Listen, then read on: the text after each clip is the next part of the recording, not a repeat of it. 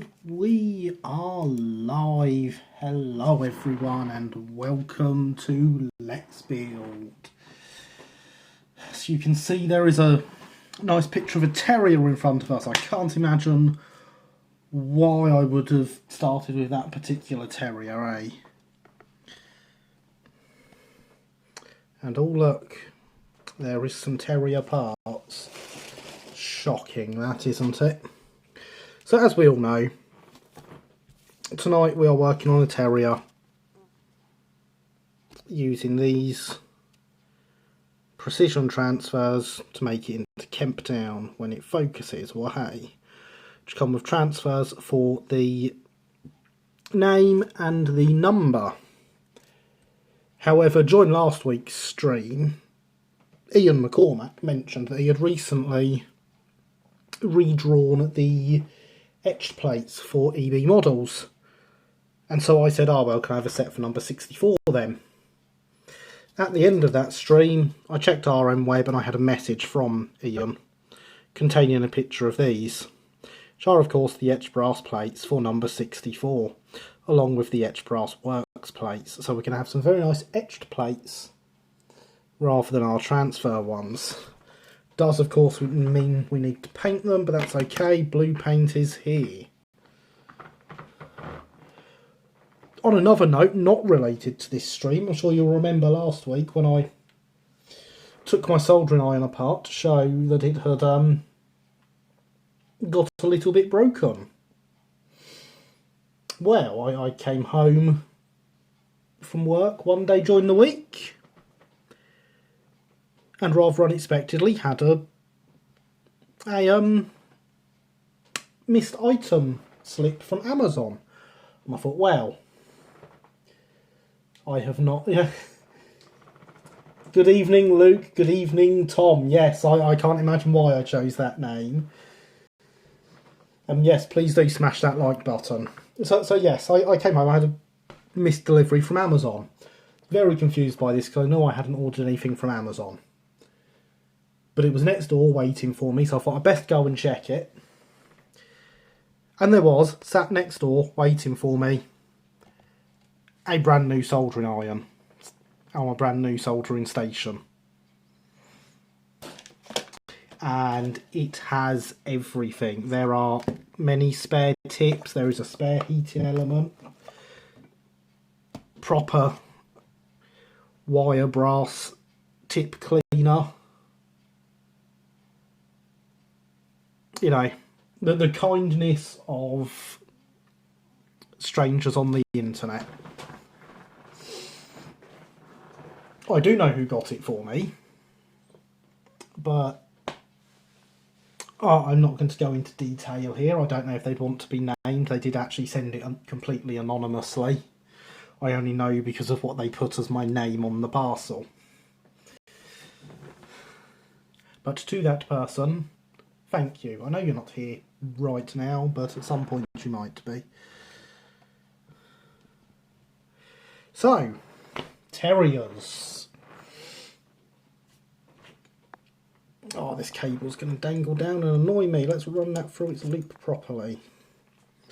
So, as discussed last week, the transfers are new product from Precision Labels.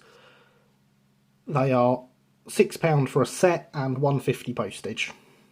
£1.75 postage, sorry. Very reasonable, and we are indeed reviewing them this evening. And on top of that we have, as shown a second ago, the etched brass numbers, which are £4 including postage. And I mean, I'm hoping you can see, whilst it's focused, that actually around the edge here it does say London Brighton South Coast Railway. That is fully legible. There is also the date in the middle of the works plate. That is also legible. So I just want to make a point here by bringing in the ruler at just what sizes we're working with here. And, you know, the writing on these is completely legible. It's an incredible job that Ian has done with these. So, you know, if you're doing any terriers, etched plates from Ian.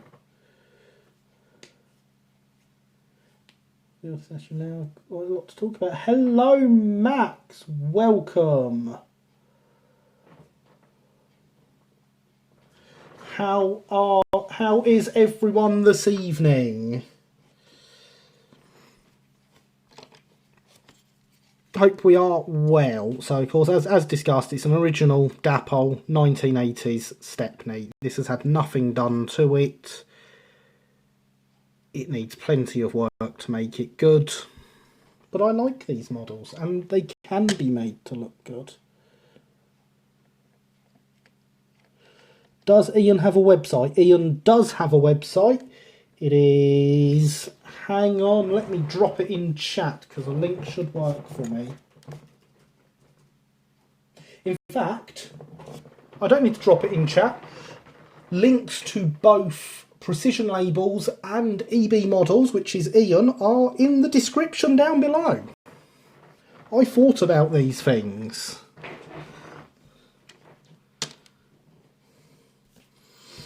So yes, it's an original Dapol Terrier.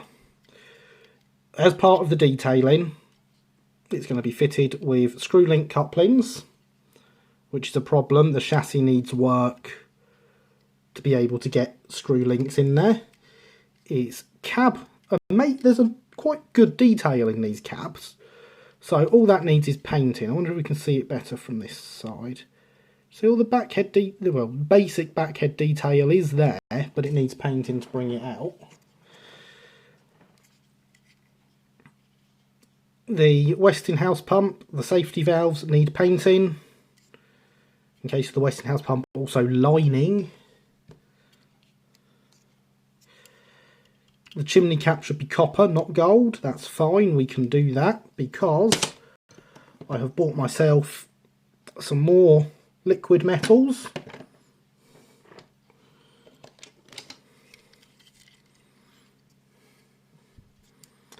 The boiler bands should not be plain white, and there should be more of them, which is why I have drawn up these ones, available as a download on the website. And along with that, in that download file to download,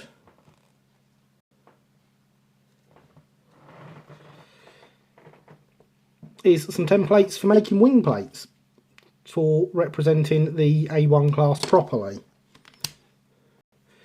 In the end, we're hoping to have something that looks a bit more like this. Significantly changed from the Dapol model.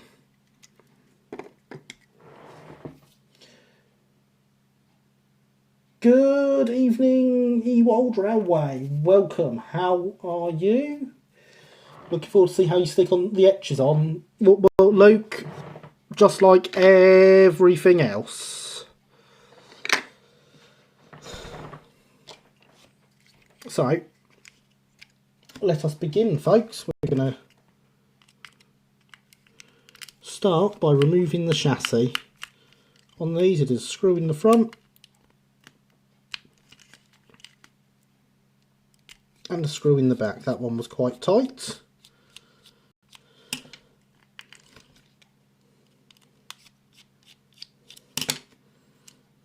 Now, of course, the problem with these is Dapol tried to make something that could represent the class in both pre and post rebuild, and by doing that they failed at representing either accurately.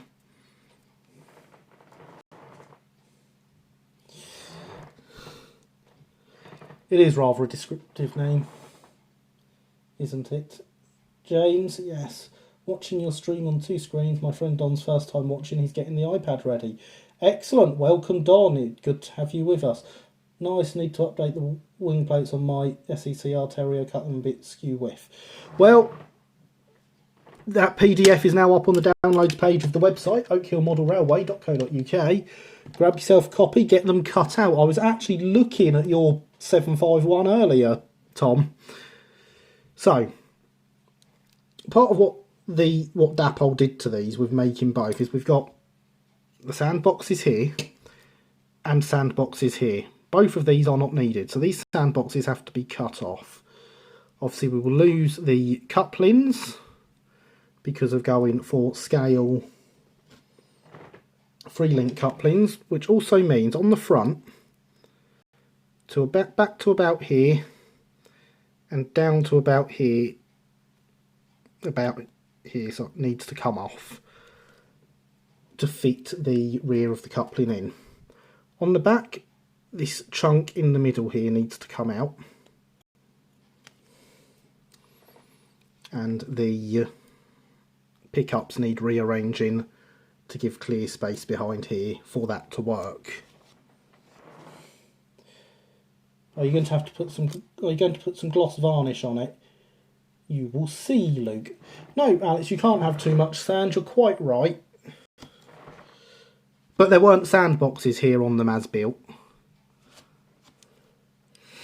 So obviously all that cutting, quite a lot of work, especially if you're doing everything by hand like I am.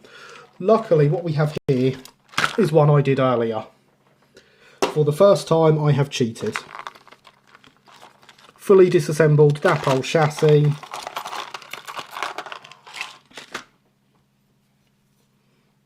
With the sandboxes and front section removed, and this lump cut out the back.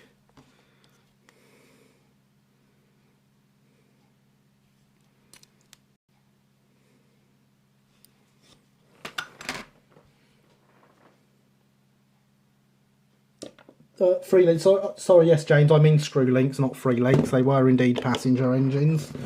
I do mean screw links, and you can see I did get it right on my other one.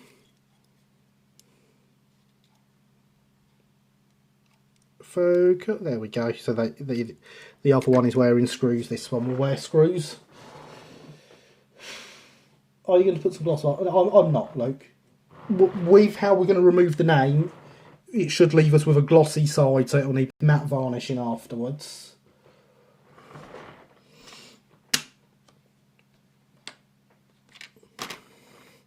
But yeah, so that is all the cuts you need to make into the chassis.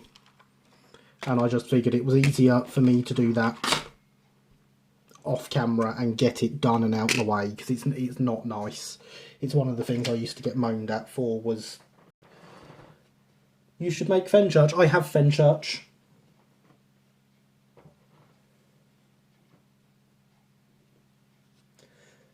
If you have one that you made earlier, you're also going to have a cake channel. Well, I was waiting for a comment like that, James. Good evening. Oh, good evening, Killian. Welcome to the chat. How are you this evening? Good to have you here. Yes, I have Fenchurch already, Max. This is Terrier number 8. I'm not short on them. We're actually going to start with some painting. I can do the cutting whilst first coats of paint are setting. So we're going to paint the etched plates. We're going to take the cab off and we're going to paint the inside of the cab. And as I say, whilst all that is drying, we are free to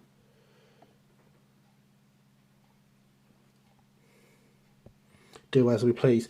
Surely you would still see the backing paper. No, Luke, because it's going to be glossy because of how we remove the transfers.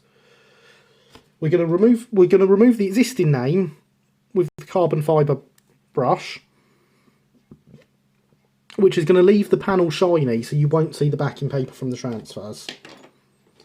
Don't worry about it. For once, I can claim to know what I'm doing, and you can, I mean, you can laugh at me if it doesn't work. I won't stop you.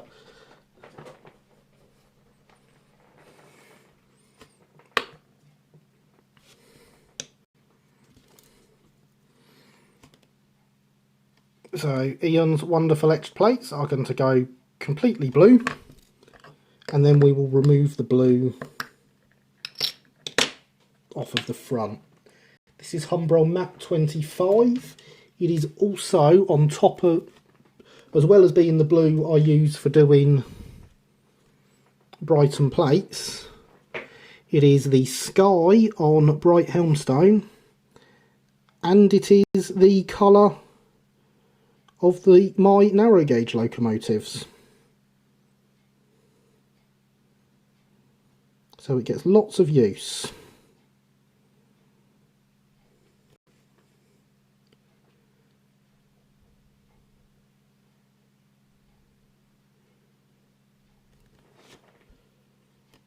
But when doing these,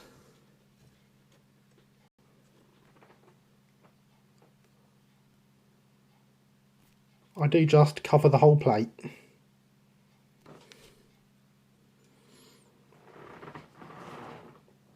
This gloss discussion is interesting. I've been told by some people, I'm not sure how reliable, polished finish is not the same as a gloss finish, and the former will make the backing paper visible. I have done it like this before with the polished finish and not had an issue with it. As I say, feel free to laugh at me if it doesn't work, but I've certainly done it this way before and it's been okay. On the same note, remember we are working on an old 1980s Horn Dapple Terrier. Not even new enough to have had Hornby taken over yet. It will be under a coat of weathering. In fact, by the time of my layouts, this Terrier had been scrapped. So it's going to be under heavy weathering. I've had mixed results with not using gloss varnish. Some transfers, Mailtech mainly seem fine. Others, Model Master, I've had some trouble, but I've yet to try the latter with gloss varnish. Interesting, what brand of transfers do you use? These ones, as I said, are precision labels. They are printed on an Alps printer. And there is quite a few smaller companies out there that have done Alps printers in the past, including the former EB models whose transfers I used without a gloss backing just fine in the past. Now, excuse me gentlemen, hydration is important.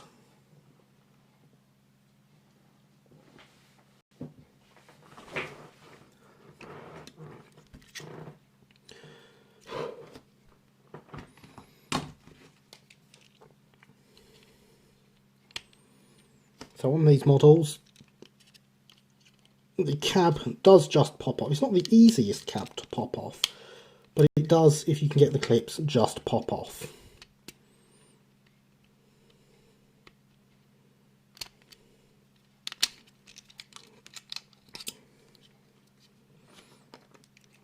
And so there you can see we get, albeit basic, there is cab detail there. And with everything else done, and crew in, etc., that is all you need. Cake channel and a crisps channel, perhaps. Of course, before we do anything, dust it. Always dust it. Which, of course, is a rule you'll definitely have seen me following on this channel. I've always dusted everything and not jumped straight in and skipped that step. Also, for the as-built Terriers, we want to take this black pipe and pull it off and throw it away, because they never had that. That's a later addition. What they did have was cream cab interiors. Actually, they had improved engine green cab interiors, but I don't know if I've got enough of that, so we're going with cream.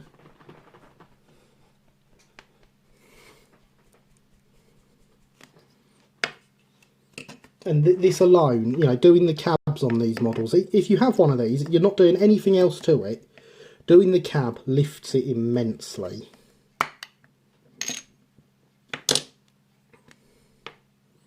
And it really is as simple as a few bits of paint.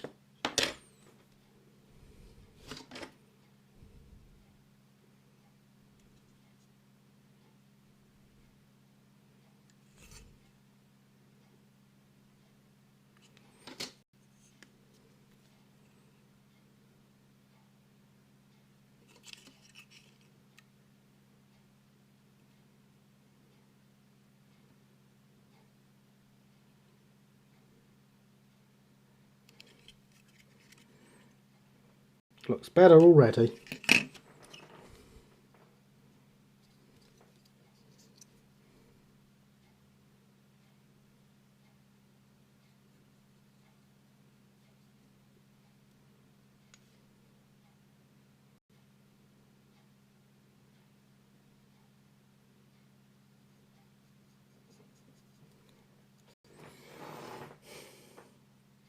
cream interiors do look good. Yes, they do. Might do the cab on my Bodium, even for an industrial. Most cabs were painted in light colours, Luke. Because although they'd get filthy, it made everything easier to see.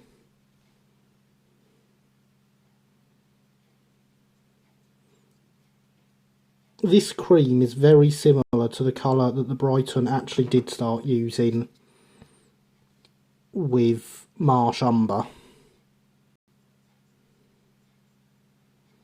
Most railways went with cream cabs.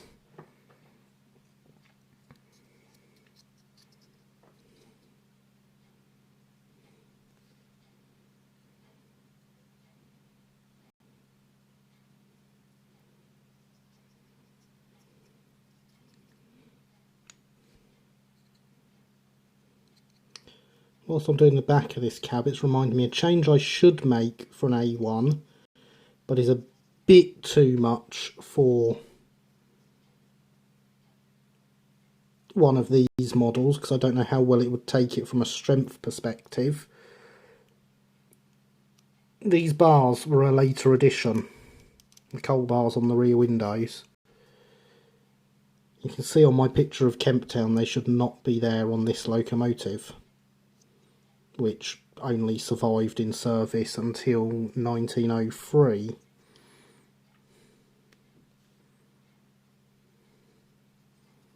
However, as I say, I'm not sure how well the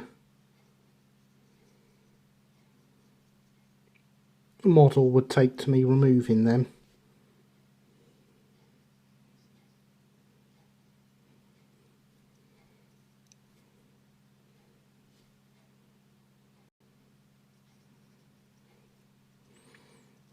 So, just like that, I mean, if I just slide this back in place very slightly, you can already see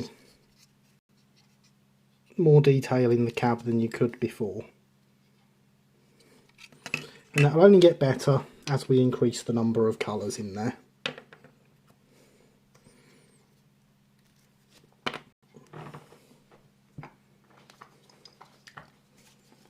Try scraping the paint off with a toothpick if it's acrylic. I don't want to scrape any paint off, and I'm not using acrylic. I imagine that cream might be a little grubby on industrial oak, but I expect it would be cleaned less scrupulously than mainline engine. Excess paint. This is all enamel, Max.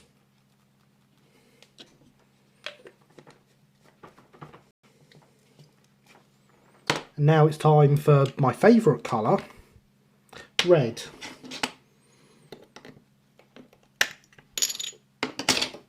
One day I will replace this tin of paint.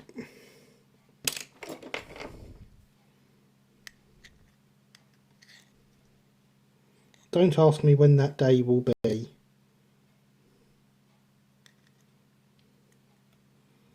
God, that's looking terrible, isn't it? The fact I couldn't do that, I shouldn't be able to do that.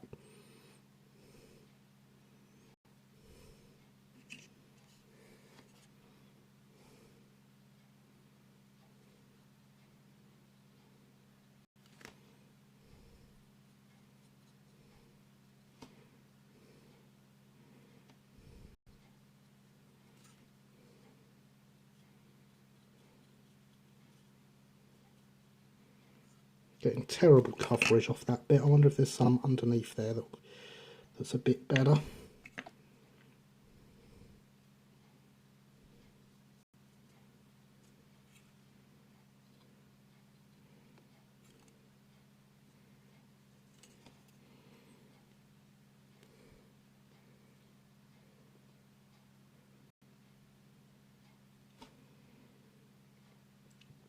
Now, Hornby actually stopped painting the gold bits in these cabs when they had the models. So if you got one of the later releases, you need to do that gold as well.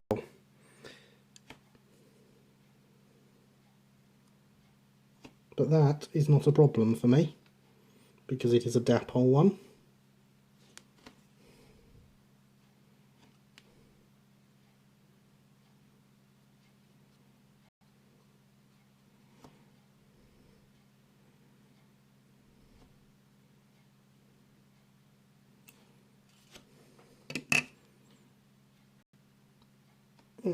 the details are there.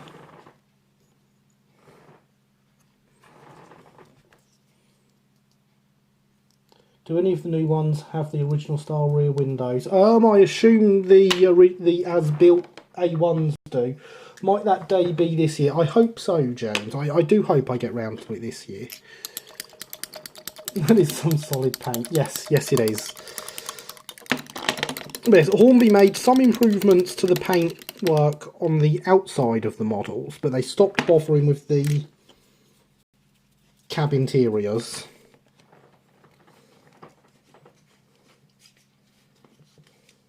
In fact, there's a couple of bits they went backwards on. So this is one of the later Hornby ones here. I don't want to use them to point with because they're covered in paint. So the tank fronts they've done, but they've left the tank tops as green when they should be black. Dapol did have them black, although they didn't do the tank front. Hornby also did the lining across the boiler properly. So in some areas they improved the model, in others they went backwards. That like button's looking incredibly low. Well, please do give that like button some love if it is lonely. We don't want the like button to be lonely, everyone.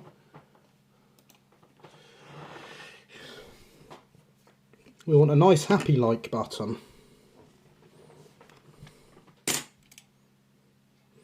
So for now we're going to leave them to dry. Alright, in fact no, let's do the silver first, because these handles up here need to be silver.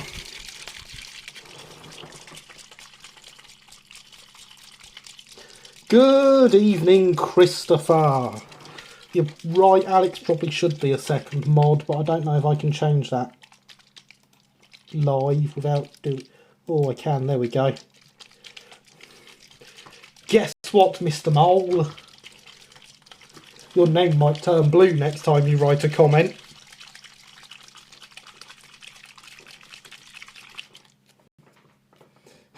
You need to find some other like buttons, go on a camping holiday with it. Why not? Good evening, Stephen. Welcome. Thank you for hitting the like button. Not only does the like button appreciate it, so does my ego.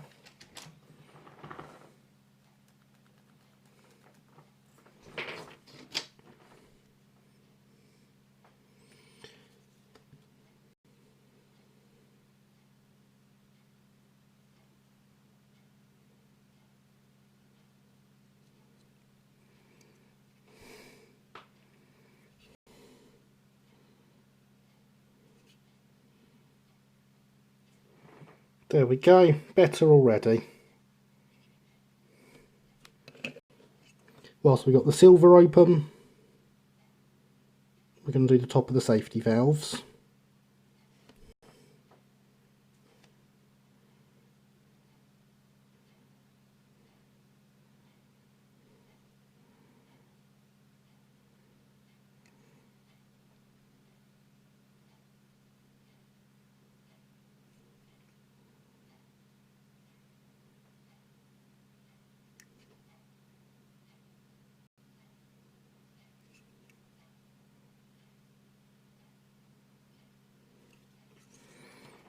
There we go, shiny.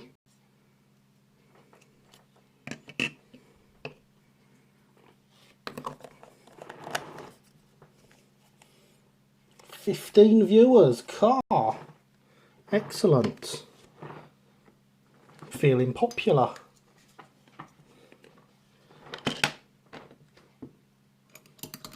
How is everyone this evening? Do we have our own projects going on? What are we up to? Have we all had good weeks? These are the important questions.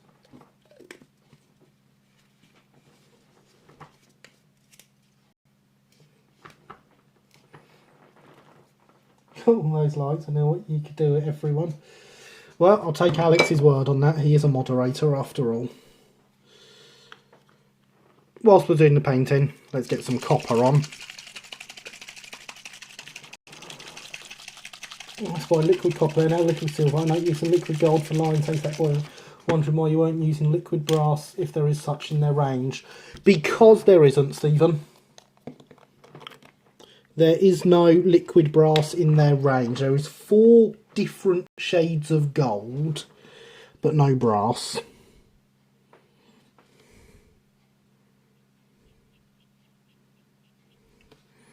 God, that looks better, doesn't it?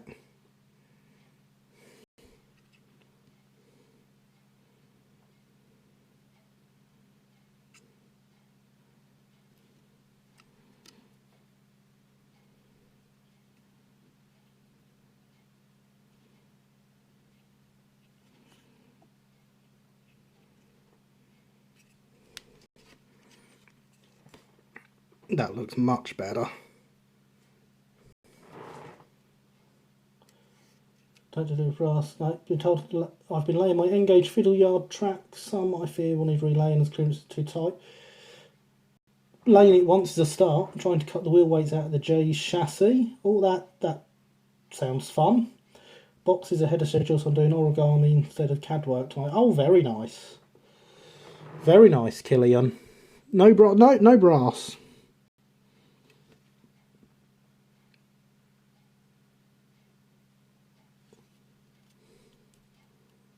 But it is a very nice range, and I totally advise it for any of your metallic needs.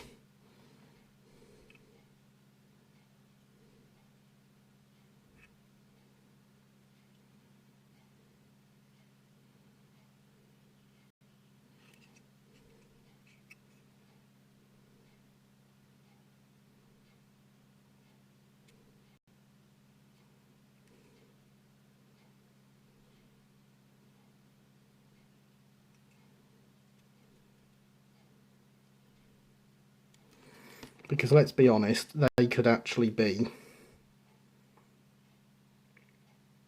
metal safety valves.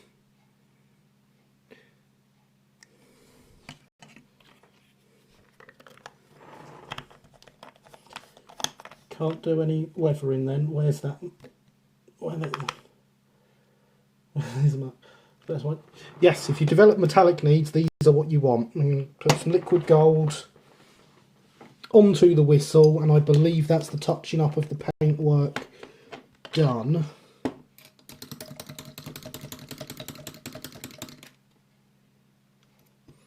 At which point we should be able to, I think, no, I'm going to leave that. I'll get the transfers done before I try and sort the number plates out. Metallic needs that will be fulfilled with the paint set when I get some money. They are brilliant, if a little bit sticky. Once you've had them on and off a few times, they do tend to glue themselves shut as the paint builds up round inside the lid.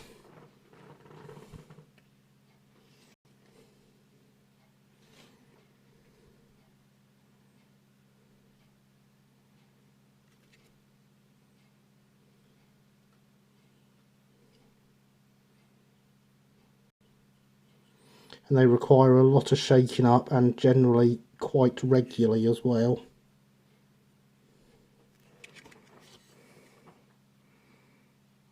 There we go. That's not a plastic whistle. It's a turned brass whistle.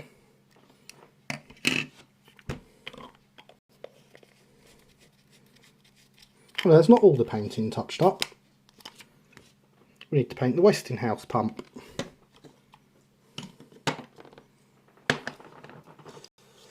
Taking a break to paint the cab of my own Terrier whilst watching this. Is the paint used Humbrol 103 matte cream? No, it is matte 121. I believe I've used 103 for something in the past, possibly cabs. What if I form a metallic addiction? Then I would advise listening to some Metallica, Harry.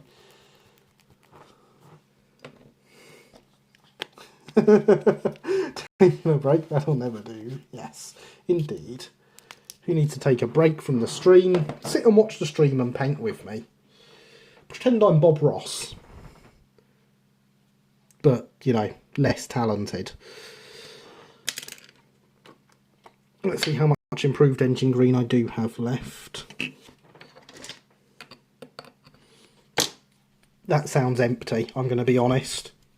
That sounds very, very empty. Maybe this Westinghouse pump won't be getting painted.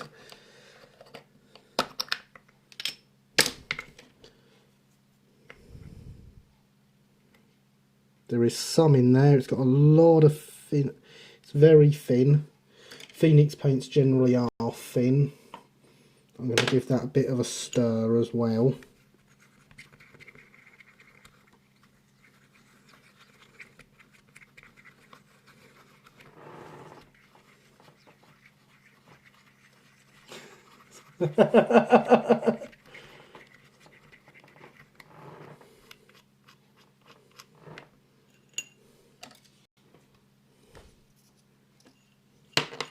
I'm just going to turn this one round because I can't remember. Yes, we do actually want some silver on this as well. So we'll have to remember that.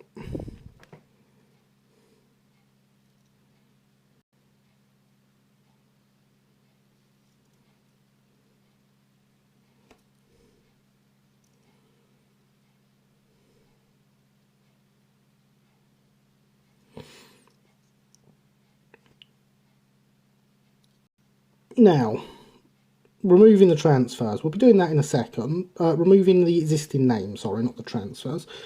Doing that in a second. Usually, for doing these things, I would use something like nail varnish remover for the acetone and a cotton bud.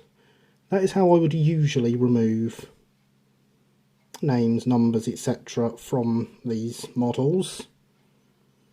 However, when it comes to this older Dapol stuff, I don't know about the more modern Hornby ones, but certainly these Dapol ones, a lot of the parts, the plastic they are made of, is susceptible to melting under acetone. Which is why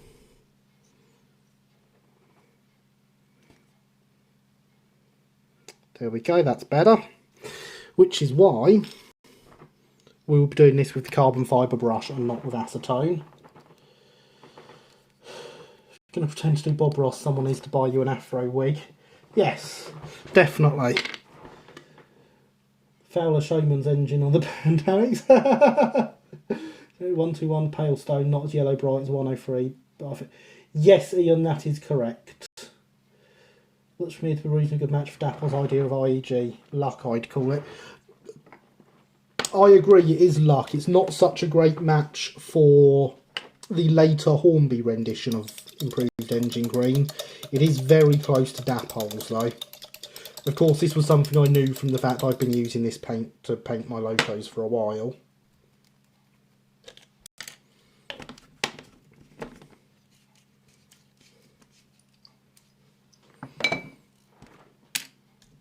Cut the wing plates out, take the name off, take the number off, clean up these, and have a look at how well it all goes. Going back to your coach, what did you use to remove Hornby's LNER transfers? I had no joy with acetone. I actually haven't yet. Again, whenever I'm struggling with acetone, the carbon fibre pencil comes out.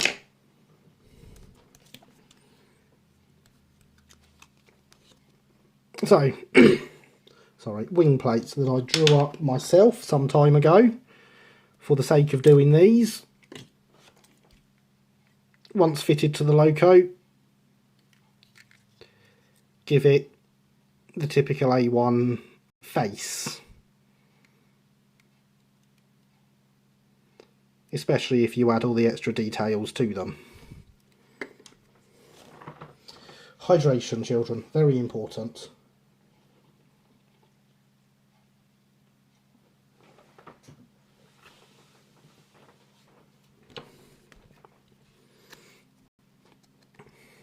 Since I've put these up for download on the website, I'll say when you're cutting them out, you do not want to cut this bit off until last, because as you're cutting around and shaping in here, this section here is way too thin and will snap.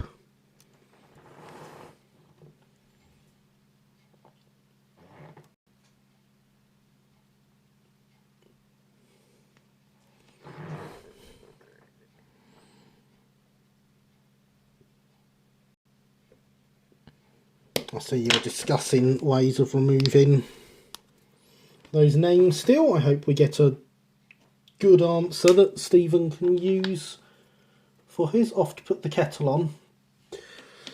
Good idea.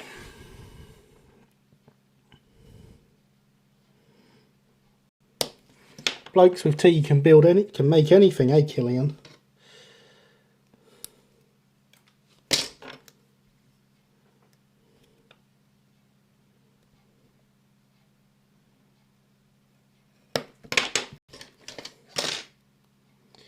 So I rough cut around the ends.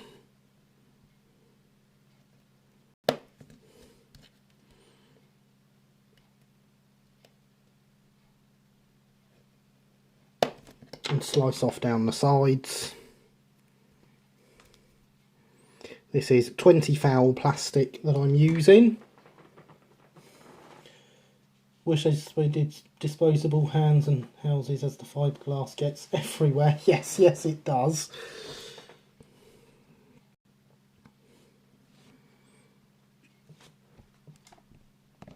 And I wish I could get you closer, but there's an arm that sticks out in front of the phone on the tripod.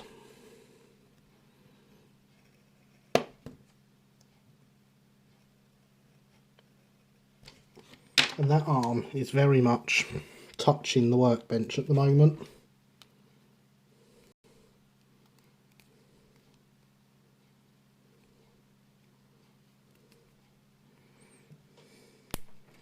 You remember my signature? I did remember your signature, Killian.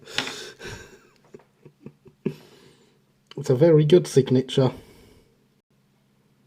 And very accurate.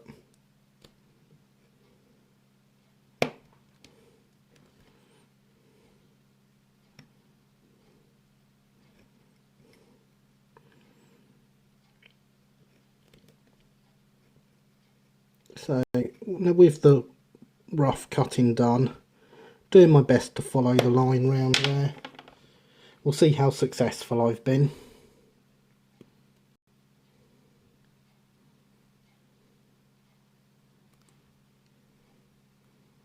Maybe too small for me to snap it all off now, to be fair. It's kind of a problem I created myself, but I wouldn't have been able to snap it off whole like that as nicely anyway.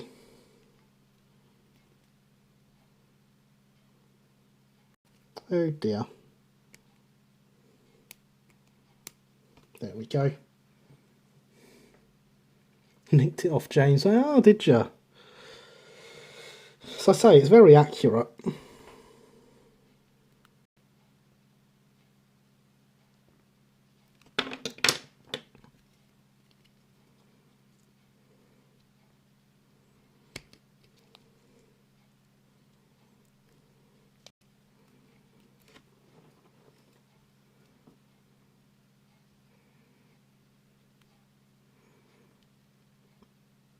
This, of course, is not how to handle a knife, children.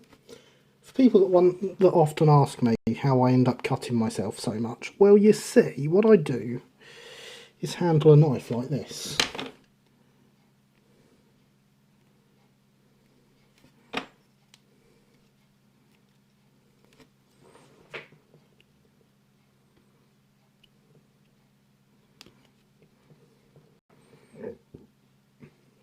And you can see there, we're nowhere near round, but we can sort that out with a file.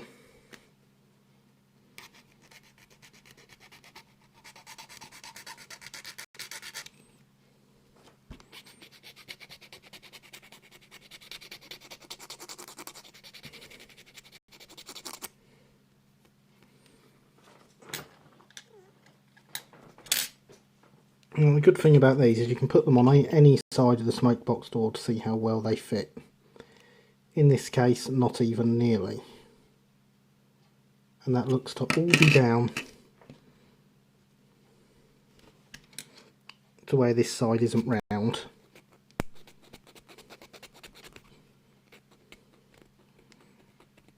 Of course, if it was cut properly, it would be round and it wouldn't be a problem.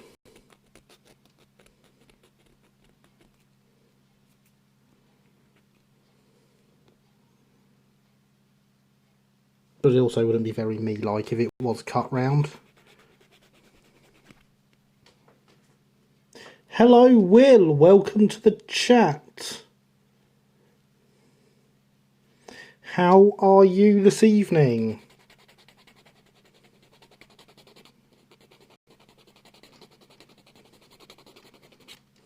Please do remember to like and subscribe if you haven't already.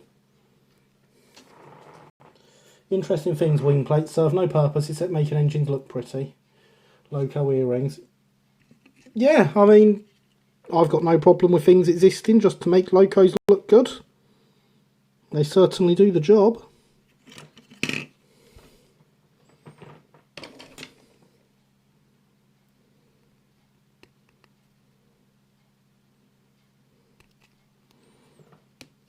Always liked locos with wing plates,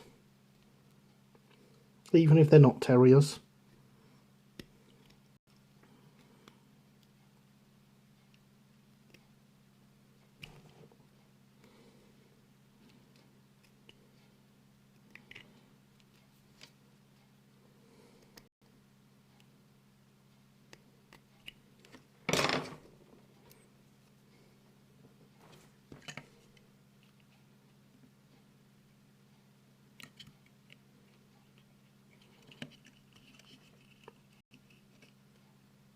There we go, that sits on there nicely now. So now we're going to cut along the bottom. Actually, no, we're not going to cut along the bottom yet. That would be silly. We're going to shape the outside of the wings first, which these Gauge Master files are perfect for.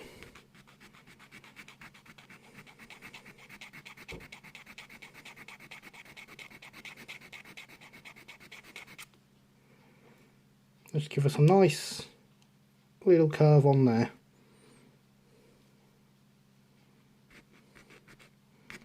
And that is all I ever do to shape these.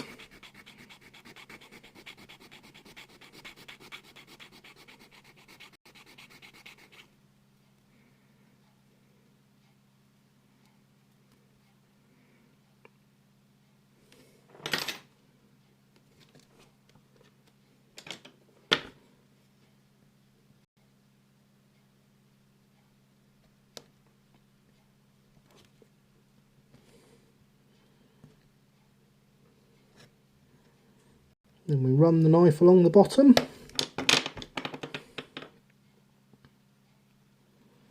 We're going to hold the actual wing plates because we don't want the weak section in the middle to snap as we're doing that. And that gives us our wing plates.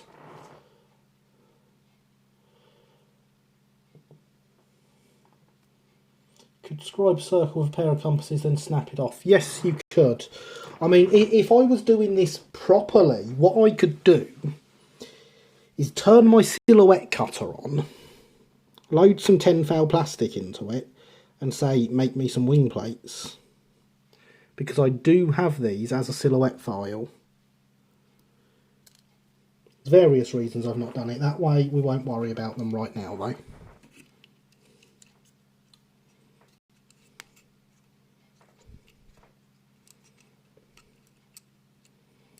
One of them is my terrible, terrible laptop.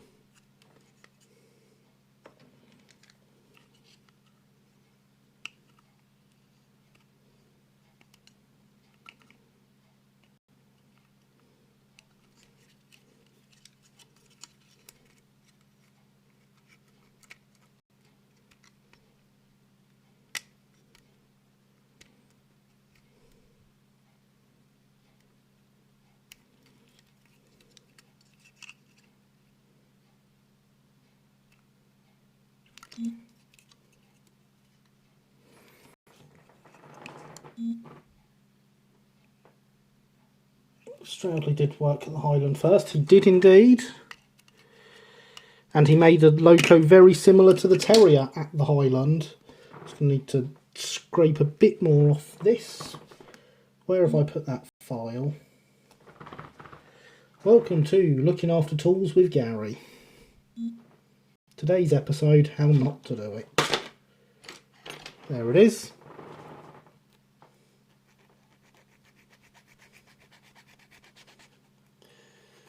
Europa drawing shows wing plates. The first I saw was 54. Asia without them, so in two minds as to whether to put them on or not.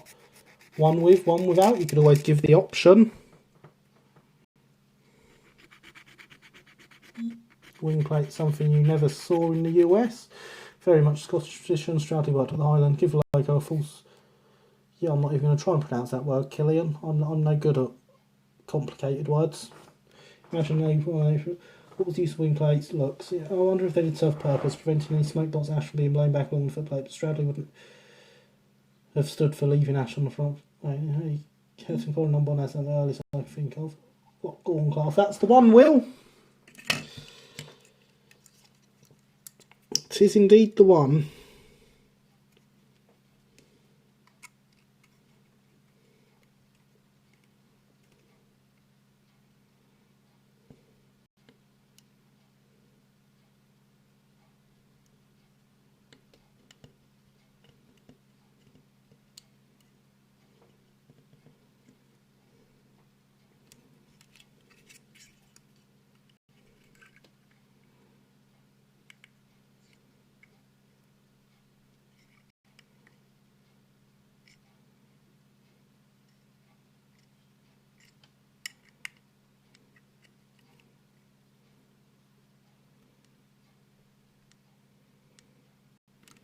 And there we go, just like that we have a distinctly more Victorian looking engine.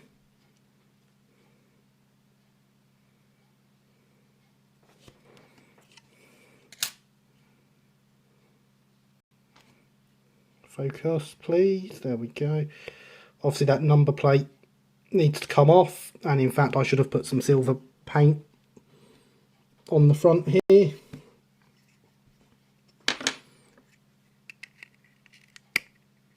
So we're going to pop this handrail out.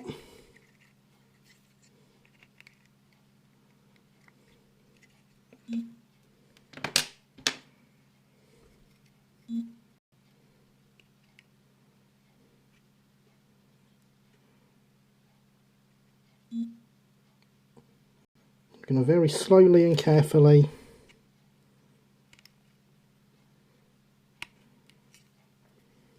cut away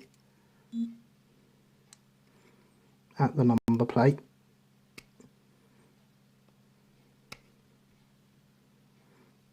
Another improvement Hornby made to these was they did start making smoke boxes without number plates for the pre-BR models, but that was not something that Dapol did when they still had the tool in.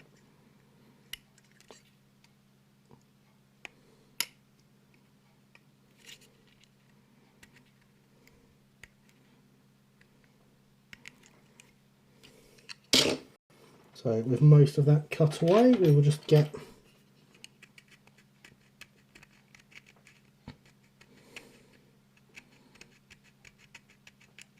a smaller file just to clean that up a bit.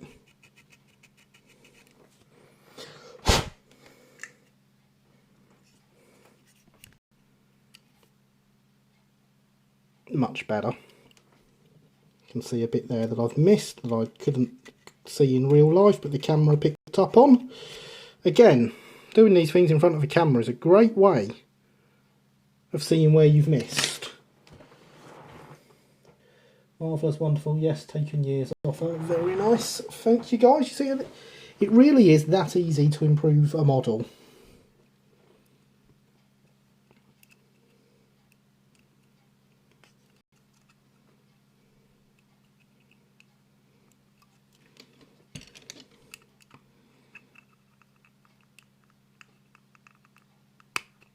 In Stroudley livery, these did have silver handrails, so I shan't be touching them.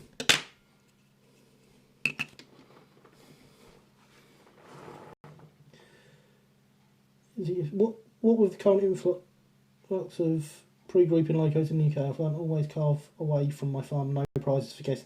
You are quite right, Stephen. I mean, I should have learnt that. I've got some really nasty scars on my thumbs. But this, this is a this is a family-friendly show, so we won't go into them too much. I have slipped quite a few times, but I never do learn. Hydration is important.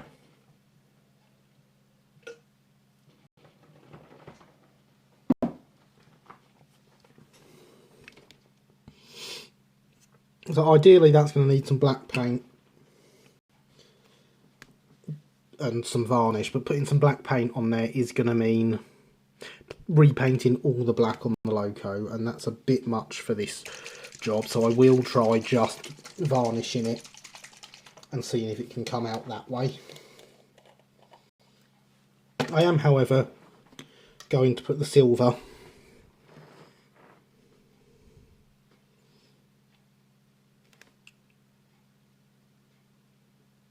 as it should be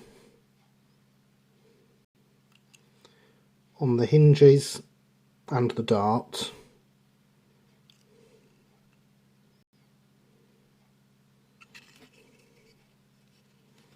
And again, if I was doing a really thorough job of this, this dart would come off and be replaced by a separately fitted one. But for this job, that'll do.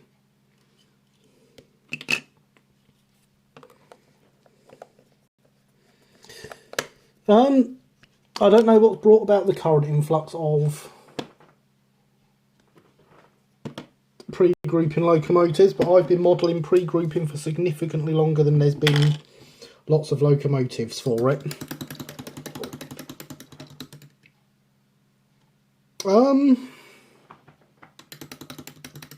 Still 515 watchers still not liking what they're seeing. Is there not, Stephen? That's not very nice of them, is it? That poor like button.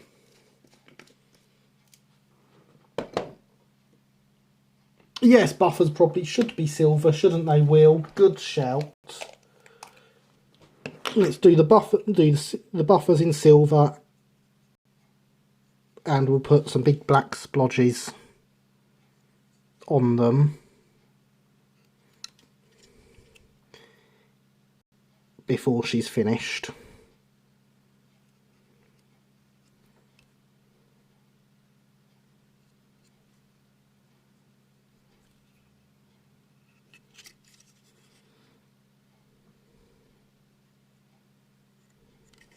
There we go. Buffers just haven't been oiled yet.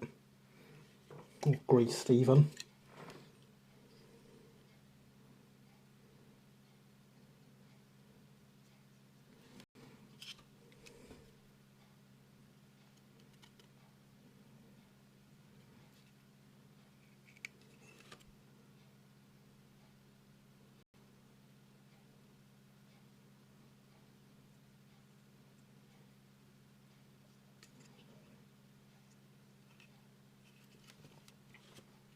There we go.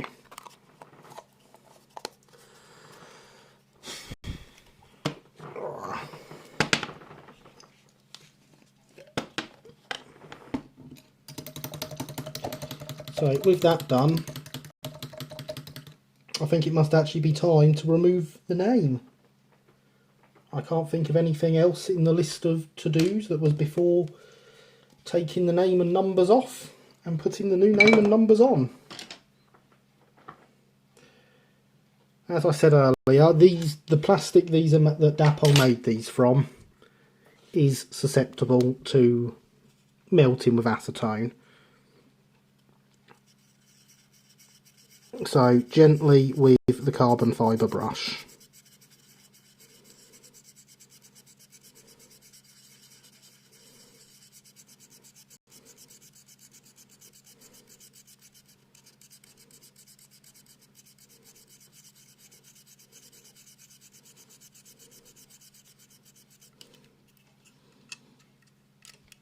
think we are going all the way through the paint here, but that's okay, because as we have seen, the Phoenix colour is a very, very close match if we need it.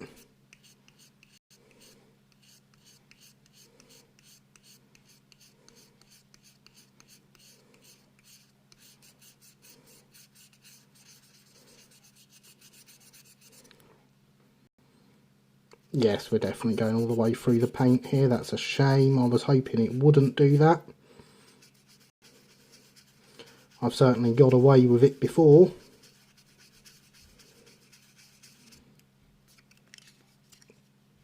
This S particularly is quite stubborn. Big enough Snowball Star gives the impression it's a separate component. It really does. Yes, you're quite right, Stephen.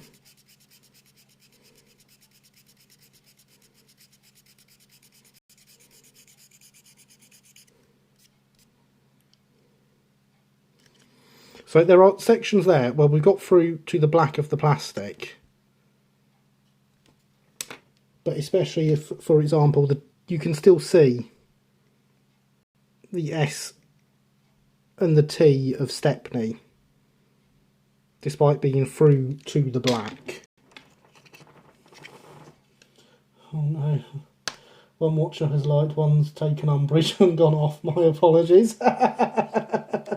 Oh, I don't know. Good thing T55. Have you ever tried Brasso? Not on the Dapol plastic, I haven't, no.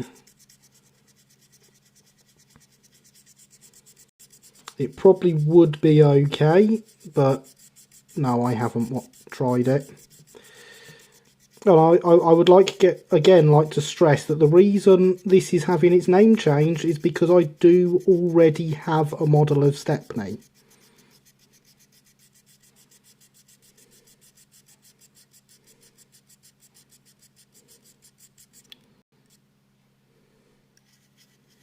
Yes, I think we're going to need to touch the paint up on both sides of this. Not ideal, but not the worst thing ever. We are still not going to gloss varnish for now. I want to see the quality of these transfers. As I say, I've had these transfers with these printers before, where you've not needed to gloss varnish. And should anything go wrong, I do have another set. So I can take them off again and gloss varnish before putting them on if I need to.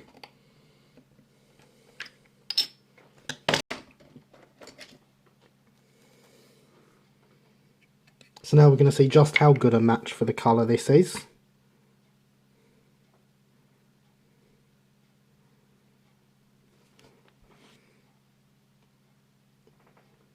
Tell you what, it's better in real life than it's looking on the camera right now.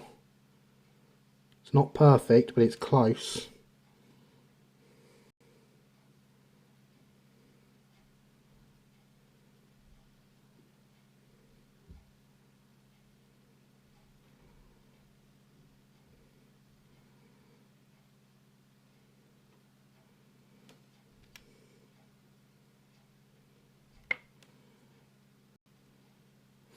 That might actually be okay once it's dry.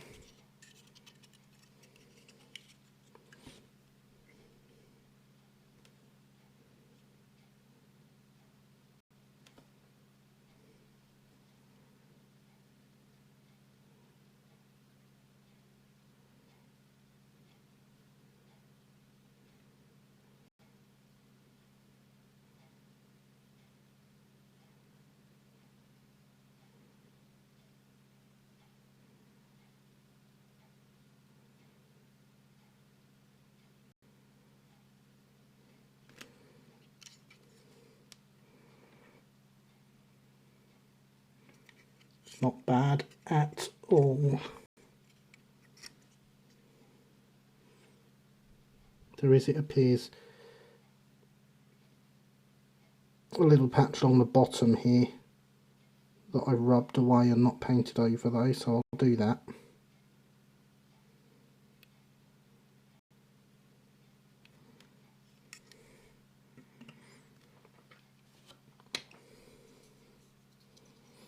And knowing what the result's going to be. I should not have put my finger in there, should I?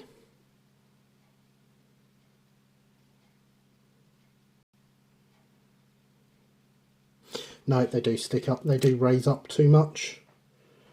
So let's take that off and we will remove them first.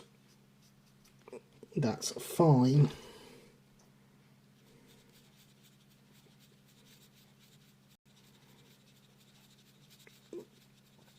Even though they're going to be covered with a brass plate, I'd rather get the side smooth first.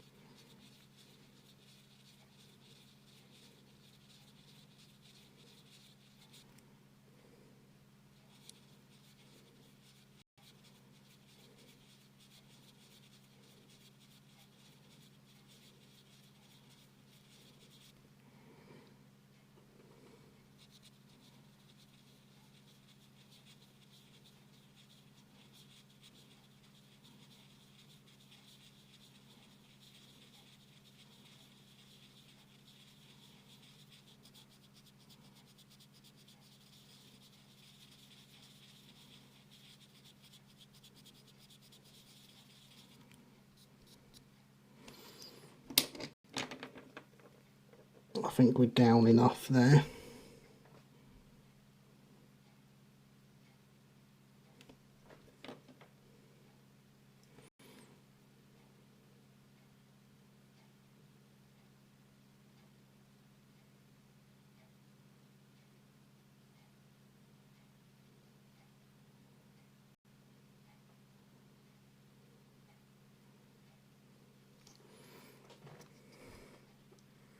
It's not bad at all, is it, as a paint match? Number plate, the new one's going straight on top, so why bother? Because I think the new ones are actually slightly smaller than the printed ones.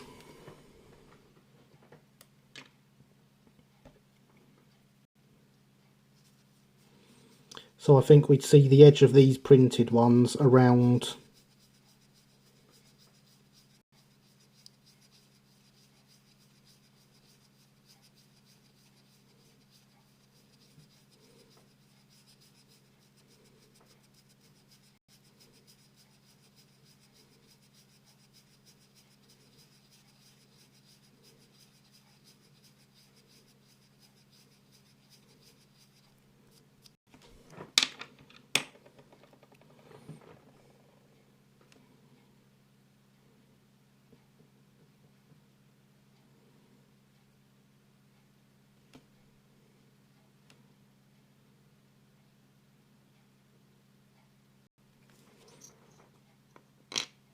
there we go. Hey, I saw in your most recent video you have one of the old Bachman Norris one-arm billies, which did run in the UK. What are your thoughts on it? I do indeed have one, Will. It's an absolutely beautiful little loco. It runs wonderfully. It is, however, at some point going to be getting chopped up. It is not going to stay as a Norris forever. It is going to become a Bury 220 at some point.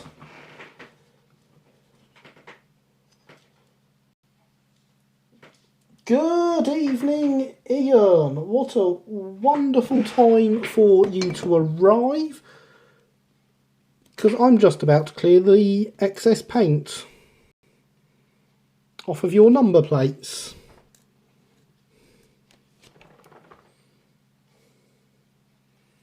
I hope you are well.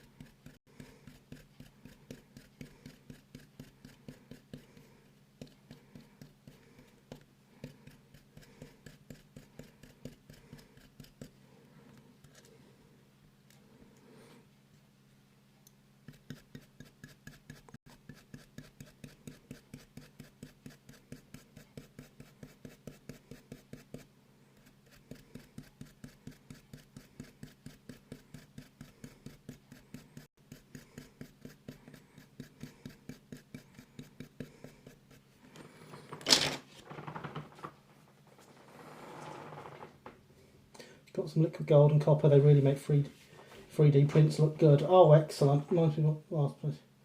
Feeling well, nice seeing the number plates arrived. They did, oh, so, yes. We've been using the liquid silver and copper this evening, Ian, on my safety valves, my chimney, the gold on the whistle. I'm glad to hear they are working well for you.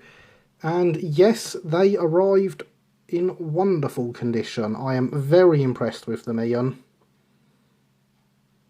And so even on the camera now, you can read the London, Brighton and South Coast Railway round the edge of that number plate.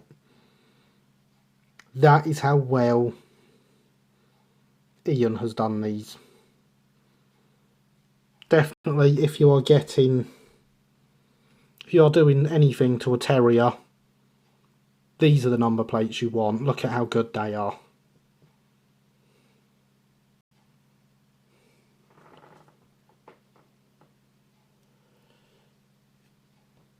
Nice technique with the plates and glass fibre brush, worked very well. Yes, this is how I've always done things that I'm painting into the recesses of. I've noticed there that there's a bit of excess paint that can go from there. So that should...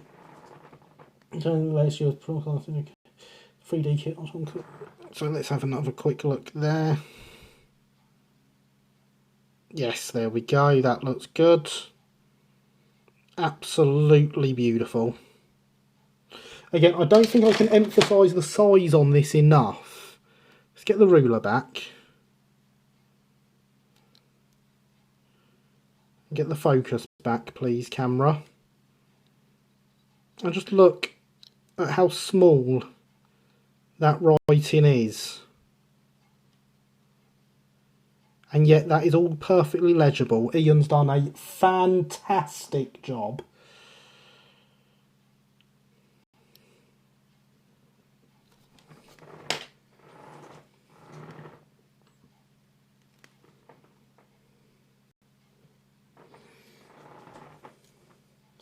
Cool, got to get one for a decent plate. The rivets haven't been pushed through from the back. No, they haven't. I'd ruin your plates if I tried to do something like that to them, Ian. To be honest. Getting hard to find for good price. The main problem, they go for good amount of pound. Got the number plate for all LBSC locos, £4 a set, P&P. I have already done the mini advert for you, Ian. In fact, I know for a fact, Ian, that there is someone going to be ordering a set from you in the near future. I was discussing with them on Twitter last night.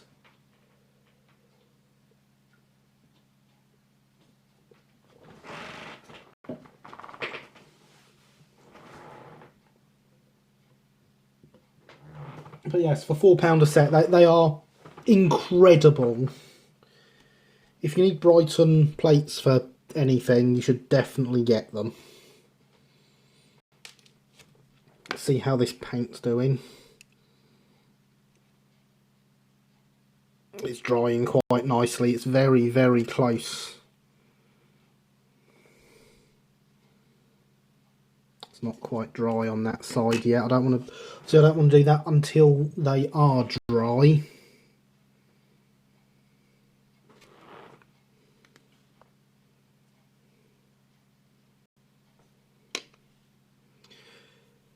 Which I think leaves us a little bit stuck on this project. I got the whole John Ball set for 50 and the locomotive set. That's impressive, Will. Nice. That's superb top work. Ian, thank you. Does that cover Marsh era builders plates, Ian? I'll let Ian answer that.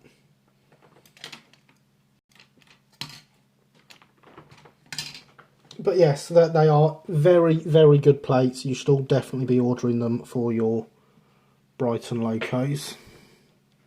Interesting cottage industries here. Lovely 3D printed things. Intriguing. Yes. As for all the things Ian does, there is a link in the description below to Ian's website. It's EB Models. It's mjwsjw.co.uk. Do go and give it a look. Lots of nice Brighton stuff. We will at some point have to get one of his loco kits so that we can build it on stream. possibly a G-Class single, I'm thinking. That would make a wonderful build for on stream. And I believe I already have the wheels for a G.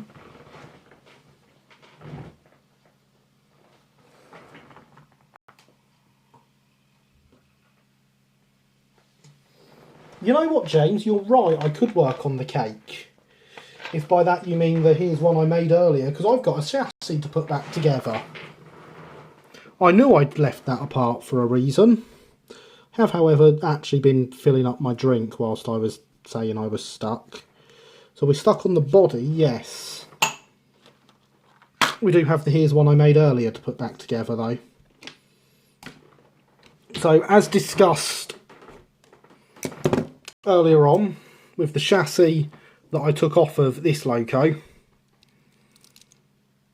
the front sandboxes had to go, large chunk had to come out the front, a smaller chunk out the back, and the rear pickups need rearranging.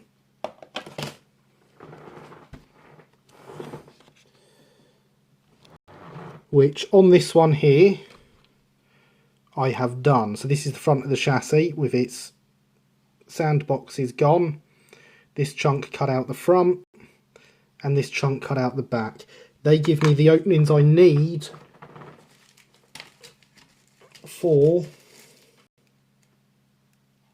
the Smith's screw link couplings, which we will be fitting to this loco.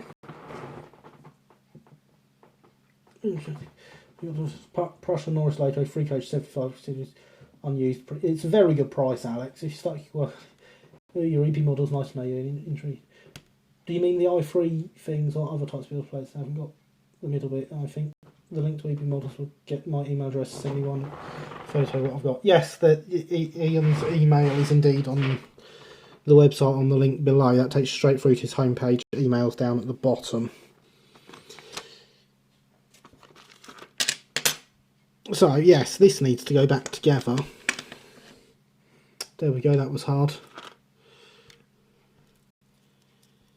And the rear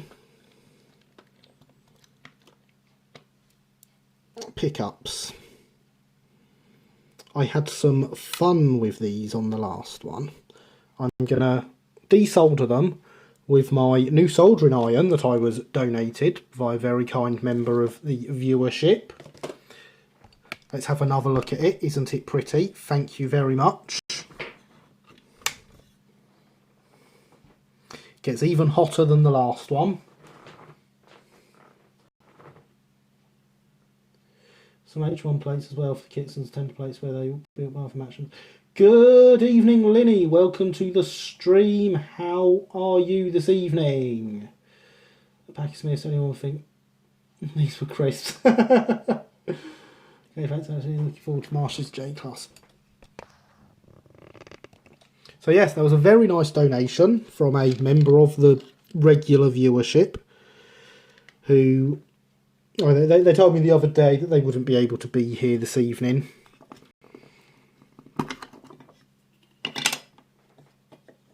Because they are fixing some rust holes in their car.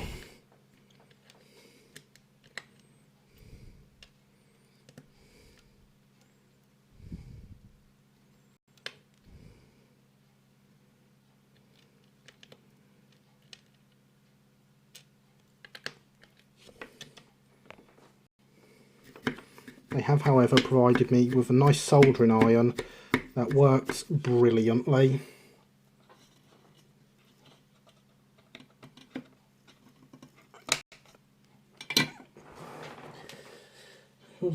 But hi and good night all. Continue to enjoy. Good night, Stephen. Thank you for coming. Thanks. England gets a new build plate for an i3. I'm painting up using your transfers. Oh, a very nice i3 it is too, Lenny. Soldier 9, you can start the i3, not too bad, far too warm. It's not nice, I know, and get nice to yes, I realised afterwards, message trains account rather than your main one. Yes, James, a soldering iron so that I can start work on that i3. I believe, me mentioning on stream and showing how broken it was is why said person did that. So they didn't tell me a thing. I just came home one day to a missed delivery from Amazon and it was a soldering iron that had been bought for me. I was very appreciative.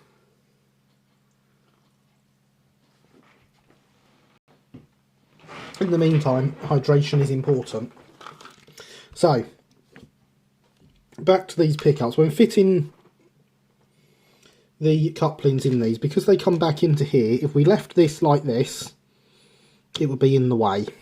It would short out on the spring that sits across the middle. So what you need to do is turn it around. However, there is a problem with that, in that there is a big cog in the way.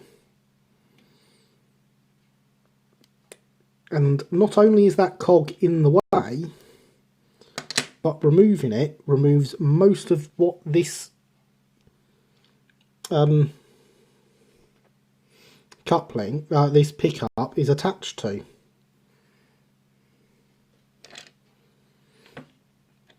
And that does, of course, cause some slight issues, because you do have to come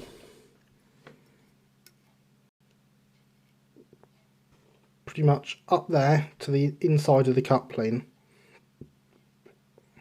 and across there over the top of it. I have done it on this one, and you can see, hopefully, my bent round pickups there. That is the one that's had that section removed on it. It is sitting there just fine, courtesy of some super glue. Oh wow, lots of chat going on. Dead boy, bit busy, having a chance to investigate. Yes, cool, glad you got the fine. Sounds like a fun thing to do, but I bet it's a landy. It is a landy, Luke. Still less rust than your transits though. Just look at the photos, not yet for the J, but next time do this. Marsh line less is available as transfers. I'm evidently not the only one keen on seeing you build the i3. No, obviously not, James. But yes, Luke, it is a landy that is full of rust holes, and is why said person isn't here this evening. So see, the problem now is I'm going to cut straight through here. In fact, I'm going to bend this first so I can get it back in place. Because these pickups need bending round backwards, and they'll need a bit more than that by the time we're done.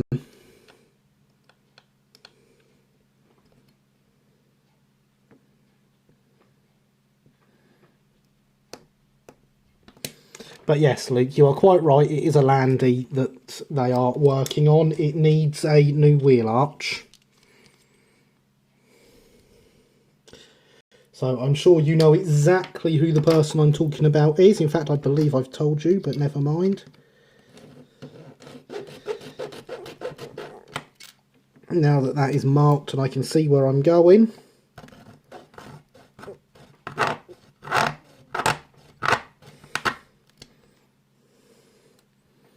I can take the saw to it. You know what? Let's bring the clamp over.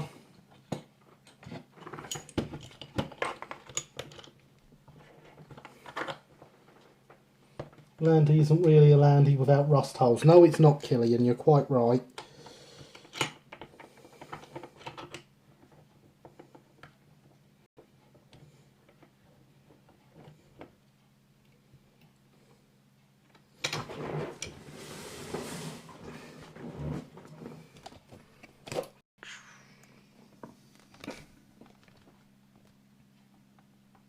Now we're getting to the problem I have, where I have a bolt that's slightly too loose on this and it won't hold itself up at that height.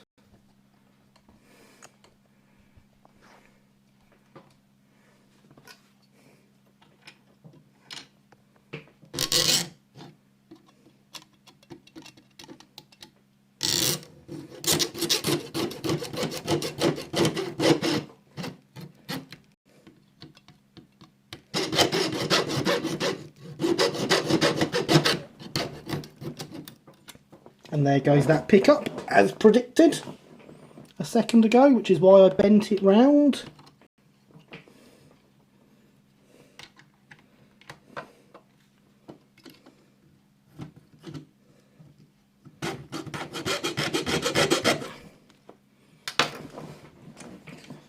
Lovely, reminds my uncle's Defender and its rotten rear end.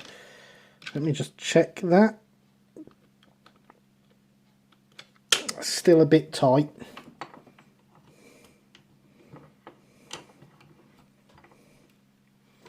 I can probably do it out fine with the knife blade now, since there's no pickup in the way.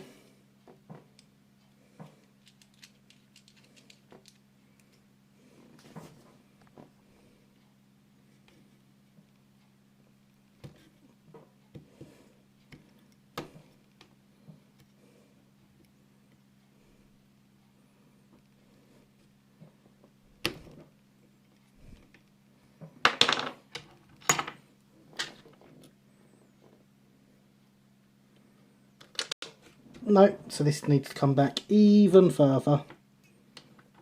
As you can tell, it's been a while since I fitted scale couplings to one of these Terriers.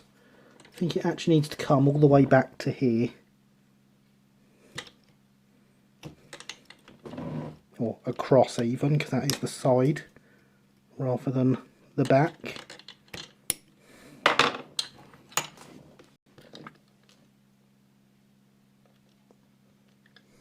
Yes, that's better. So that now sits in there.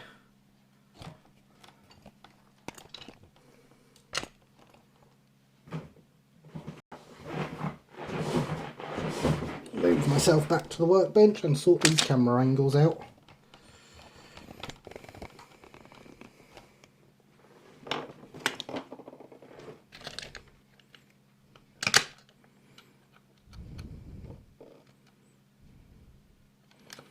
I should really remove the bottom corner there.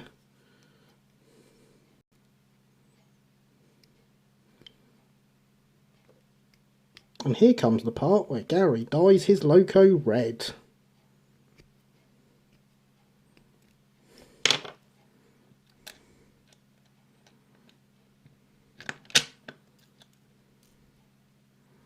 Yep, that's better. Can see the screw holes.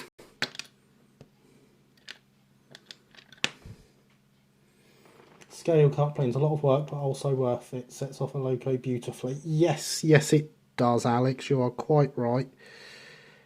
So that goes round there.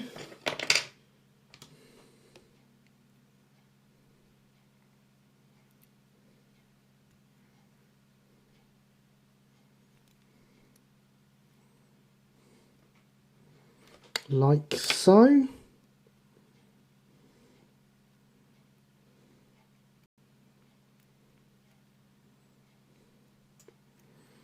Give this one similar treatment.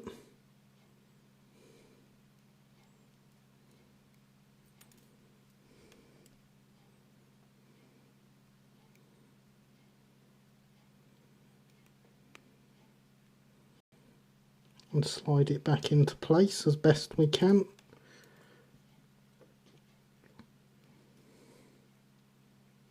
It does have a groove here it's supposed to sit inside. If I can get it in that groove, it's fine.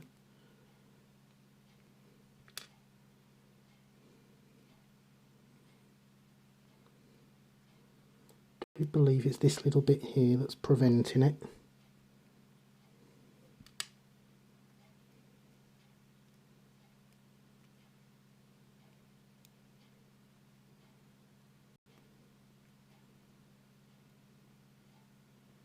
Yes, so that is how that sits in. Obviously that side is now not held on at all.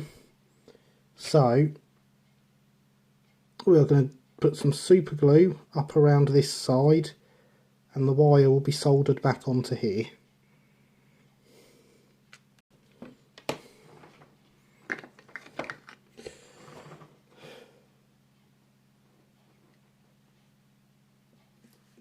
I mean, it'll dye red brown, so ideal for the frames. Blood, that's a good point. May I recommend keeping your thumbs attached to the rest of your body? So, massive value on GW logo frames, I do 5 each. You may recommend keeping my thumbs attached to my body, James. The question of whether these things happen or not.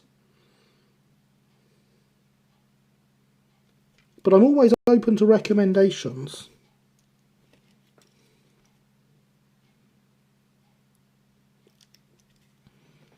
And I'll note that down. James recommends keeping thumbs attached to body.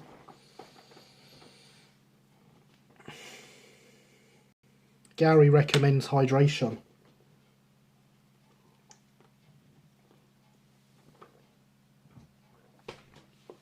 Especially in weather like we're having recently. Let me move my vice out the way. It's got itself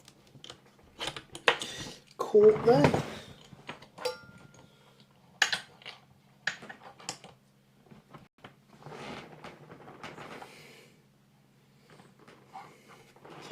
But yes, you look at my thumbs, there are scars everywhere on them, such as this one here from modelling. It's amazing they have tips. They've both had the tips cut off twice. Things we do for toy trains.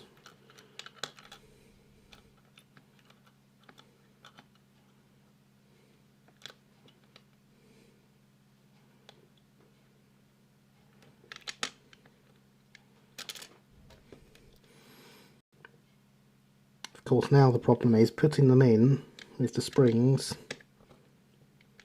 the pickups acting as springs. What I could do, of course, is take the wheels off, and then it's not so much of an issue, so I can get the screws in first.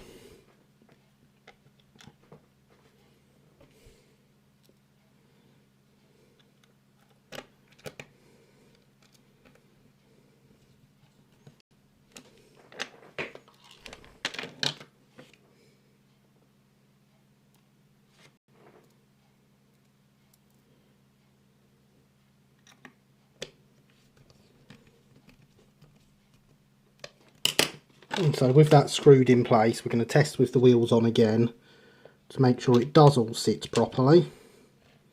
It does, and the wheels move.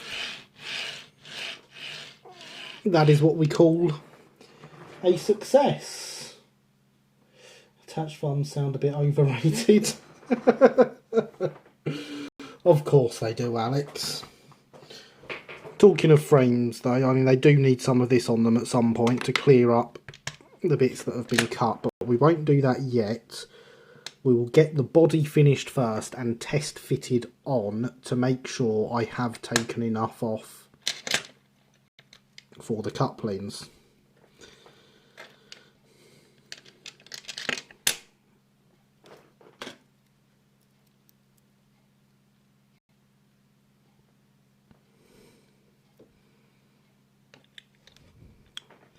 These really were not designed to be put together easily.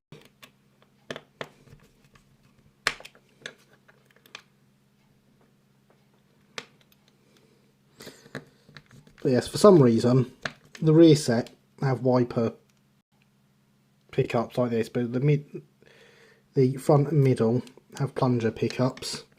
For this modification, that is a good thing. It does actually aid us.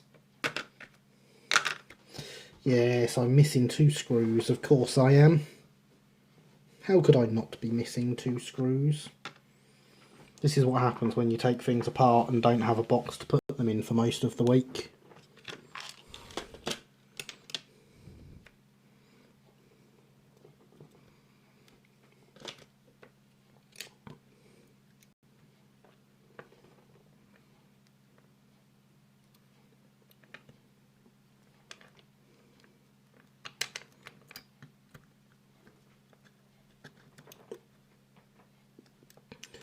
Sits there.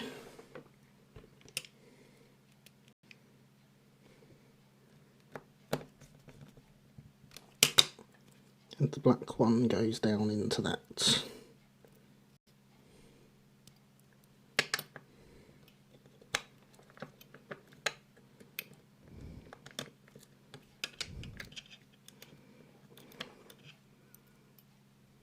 Though I should have put the other cog in first, really. Oops. That goes there. There we go. See, it's fine. Woo, great success. Insert Pyrat GIF here. Previous says, how could you not be missing 2 screws? You could be missing 3 screws. Good point. Good point. Well made.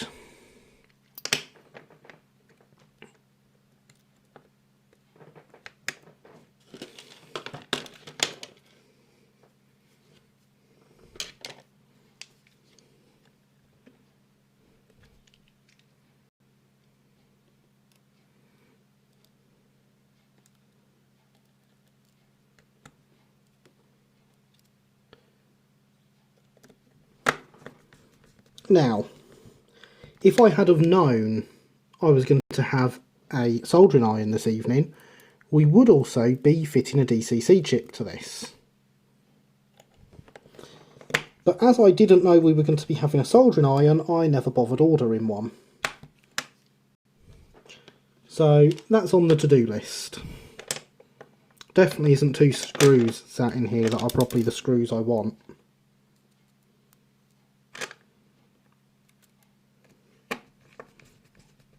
Yeah, they're the right ones. That was clever of me, wasn't it? Because this screw here wants to go underneath the motor that I've just screwed in.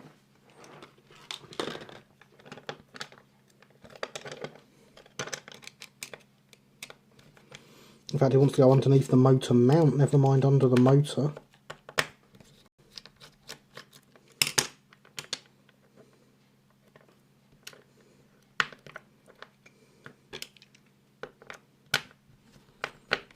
So, to answer the question of how I couldn't be missing 2 screws, is that I'm not missing any screws whatsoever. They're all here. I'm just blind.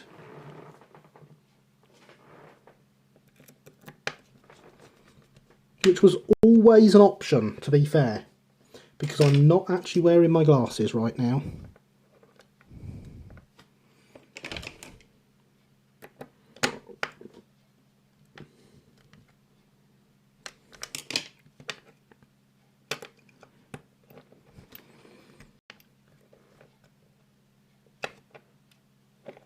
So these are a very complicated chassis to take apart and put together for what they are, really.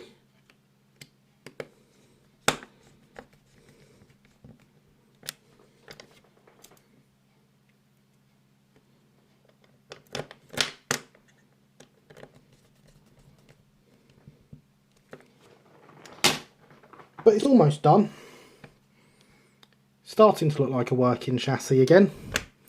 Solder the wires back together, wheels in, bottom on, done.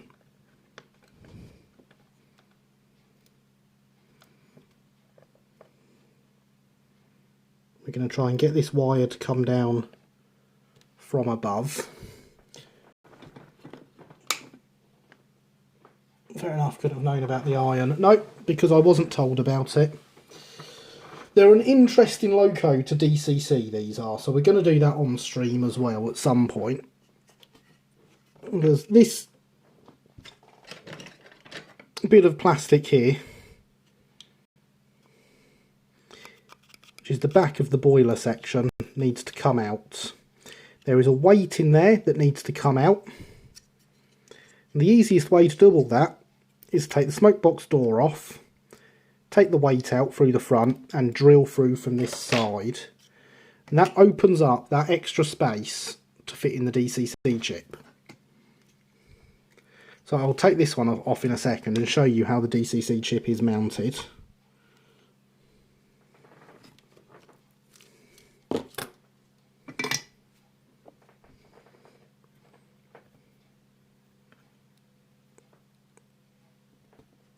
Oh, there was enough solder there to get it straight back on anyway.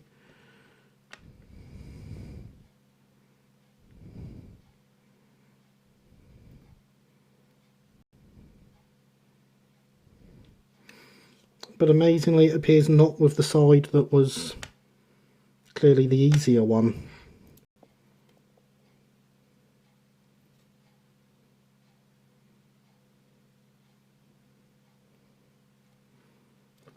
There was, so there we go. Wires reattached to the pickups.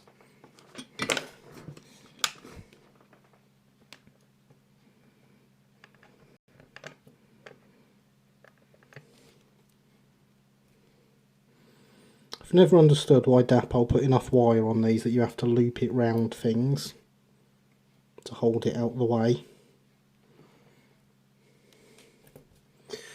But it's not my place to question.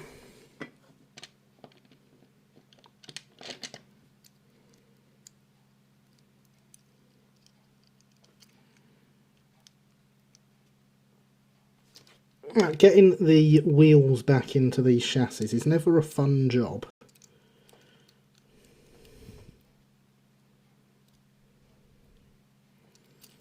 Every set of pickups wants to fight against you.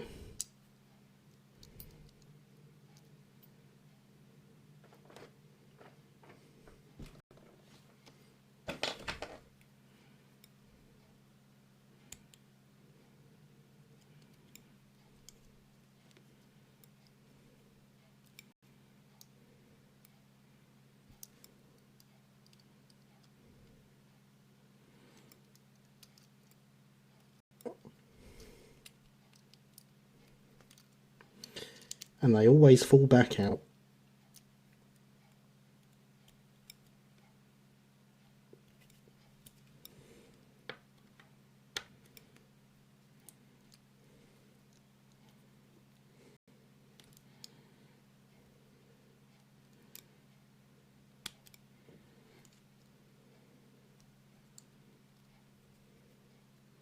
Always, there we go.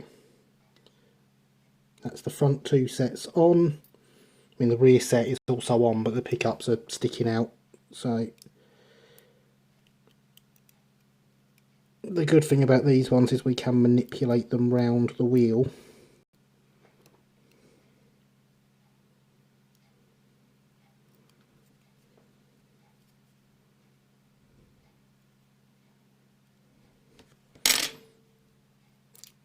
And there we go, they're back off again. That's how much they fight against you.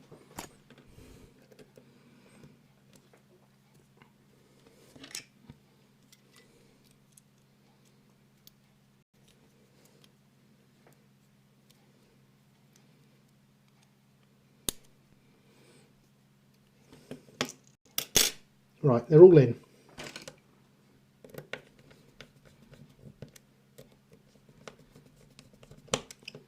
Three screws in the middle.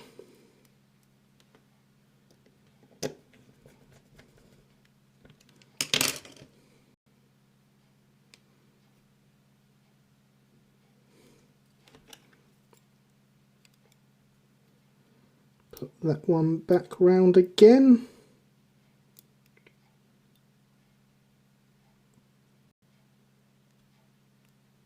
And with that, all the pickups are connected. If we spin the motor,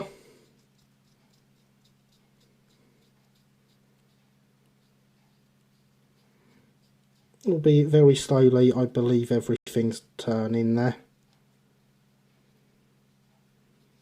Yes, everything's turning there. Excellent. Still working on models now, so I've been commenting, still watching with Don. We're working on an HO liner item now, a 242 from the early 1960s. Oh, very nice, Max. Very nice indeed. Well, I hope you and Don remember that hydration is important.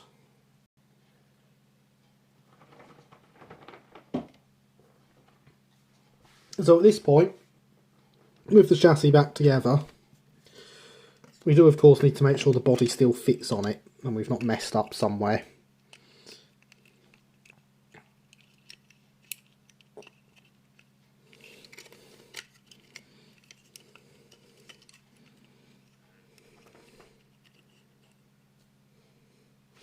And that's when we remember we have. See, that's why we test these things. Because of course the rear screw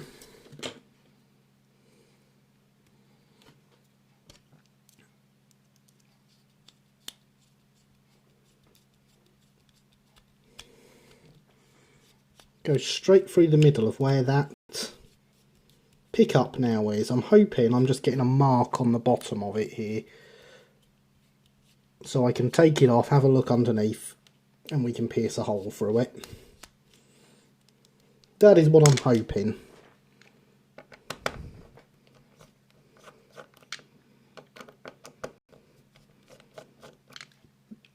And that is why we test everything.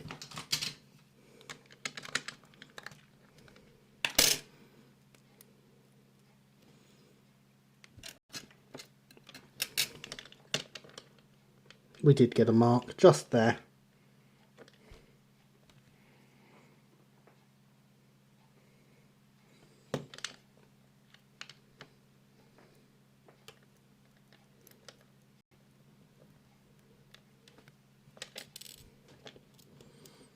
I'll put these screws in this tub.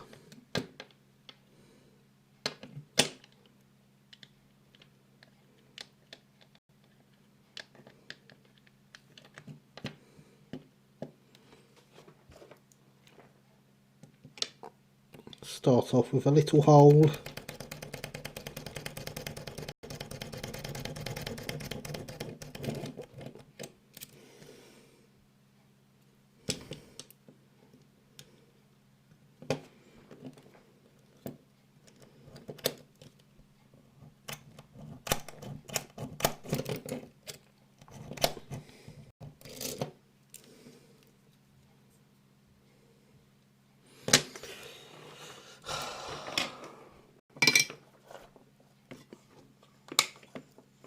Let's take it off.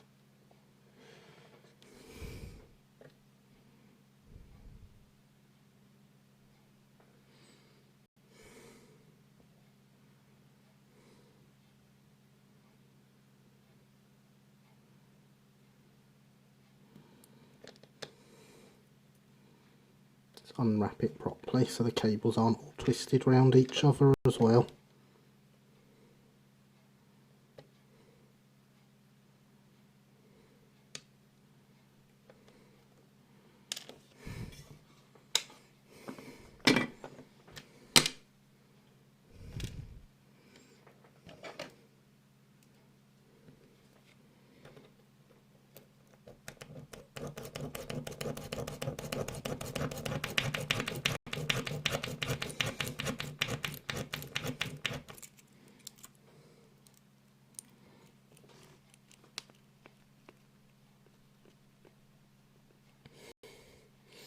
This is what we call a really good drill bit.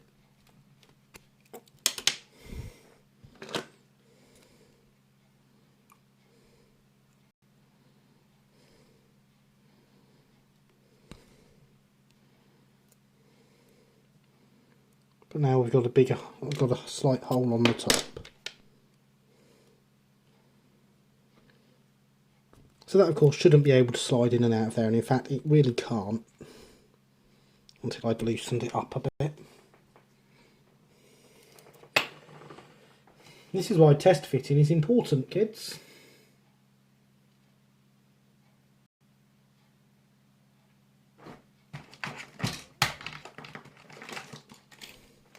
I doubt these drill bits are even big enough.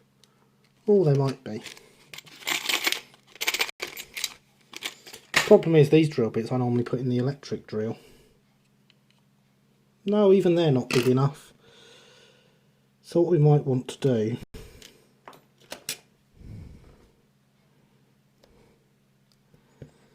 is just come back in with the knife and cut a chunk out again.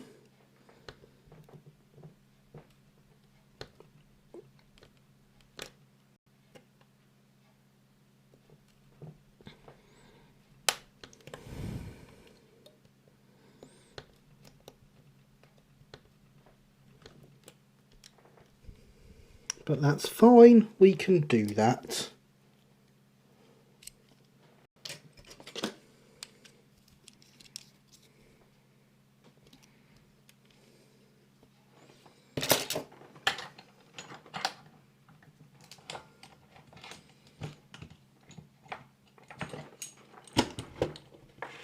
So with an hour and 10 minutes to go, Test fitting and hydration. Indeed, James. Test fitting and hydration. Two very, very important things.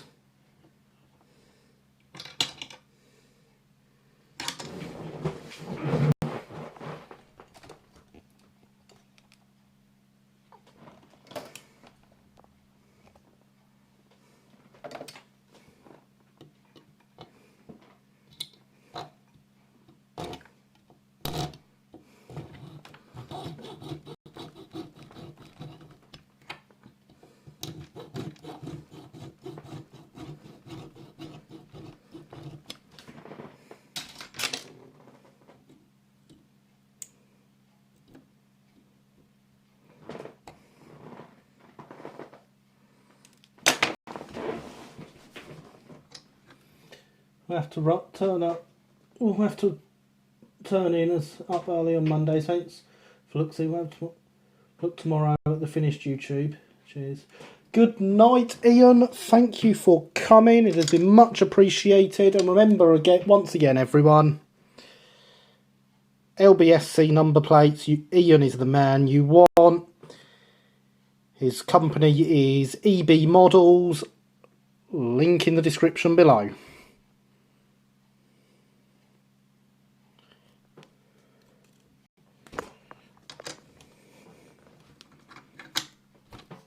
Not sponsored. So there we go. We've taken a big chunk out the middle of this.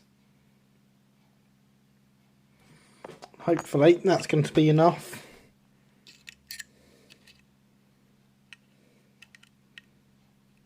Not quite.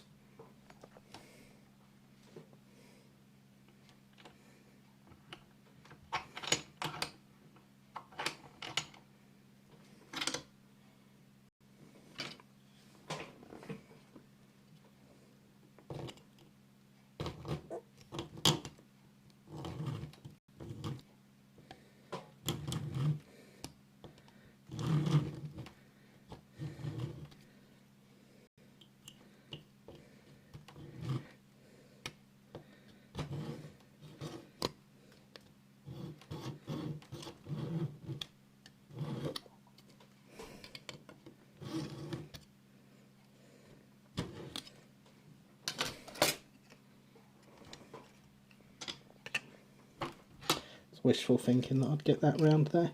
Right, that looks like that might be enough now.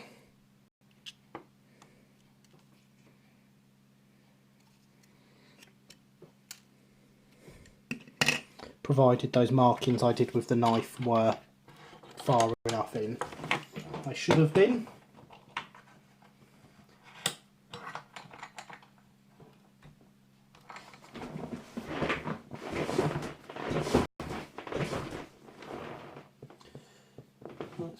Thanks for links, etc. You are more than deserving of it, Ian. Thank you for the wonderful service with those number plates. Splendid plates. Wish I could eat my dinner off those plates. Sauce might get stuck in the lettering grooves. I think you'd starve. Oh, I'm with Ian there. You would definitely starve on a dinner off those plates. They're very nice, but you wouldn't get much to eat. Yes, that looks better. I can see that screw hole that I'd forgotten about now. Be a bit heavy to wash up in full size. More size, you wouldn't get much dinner. Tell you what, I have in the past considered making up a full size replica for the wall. Of Stepney's plate, for that matter. I think that would be the one I'd go with if I did.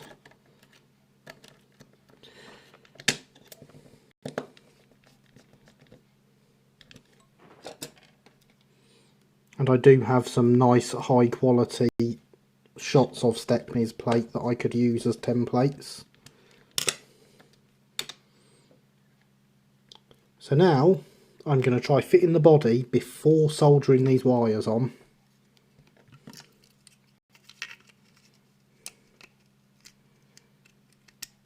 Yes, see, now it goes down. I mean, really you need to put this on straight. I need to stop touching the tank sides because they're still slightly tacky, but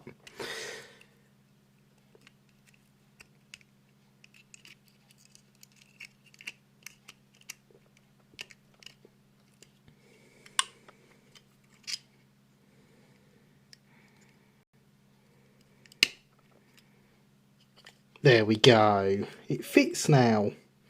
So we can solder everything and make multiple dinners.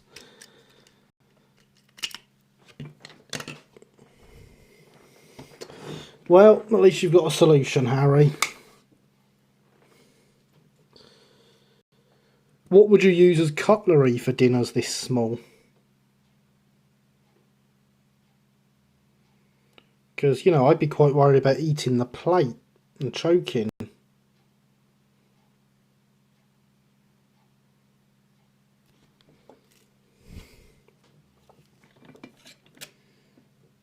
$5,000 mini dinners would indeed be a lot of work.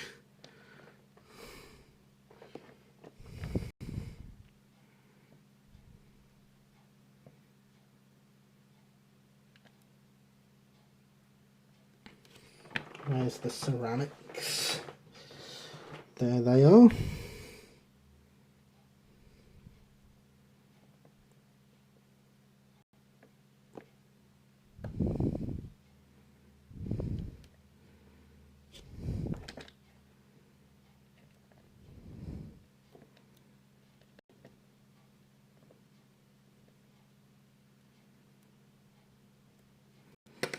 Right, and that's the pickups reattached.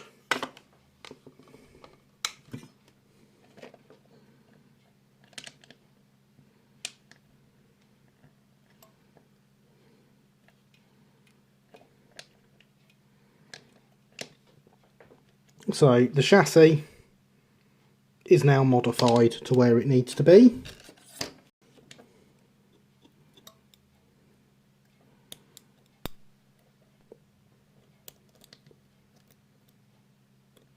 The body is improved, but not yet where it needs to be.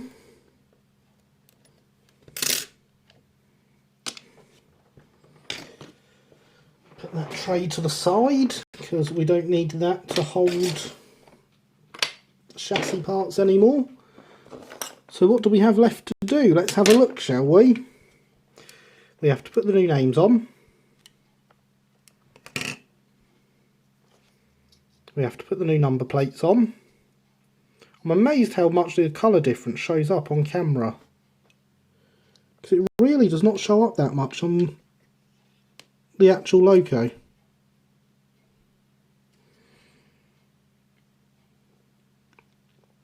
I might paint those a bit more.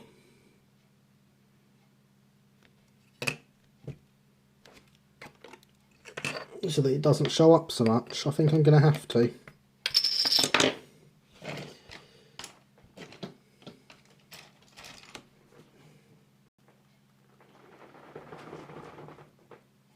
Who needs cutlery? I'd eat the plate as well.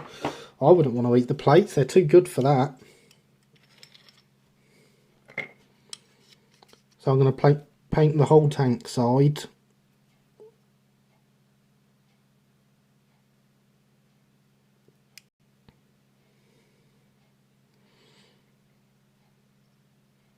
Just because then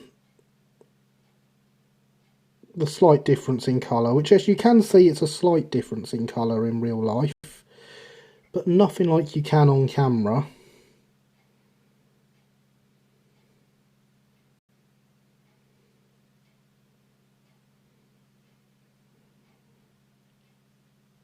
But I don't want it showing up at all.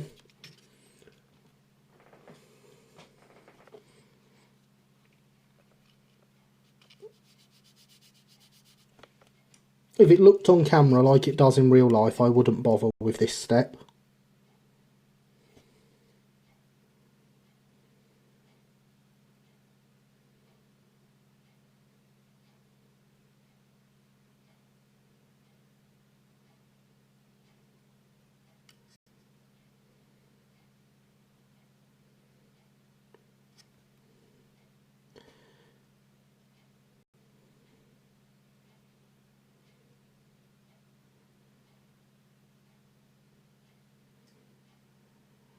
Of course, if you are going to do this level of repainting, and you want to keep your lining intact, I would advise masking it. I have had a lot of practice painting round lining. Personally, I can't see that much difference,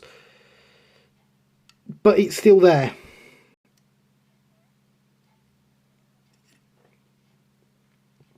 You look here, that to me is too visible, Alex. And no matter what angle I put it at, it is always there. At some it gets worse than others, like here. Whereas if I paint out the entire panel, then you're not going to notice it compared to the other panels. It's the point at which I catch myself with my tongue stuck out in concentration, even just watching. Brilliant.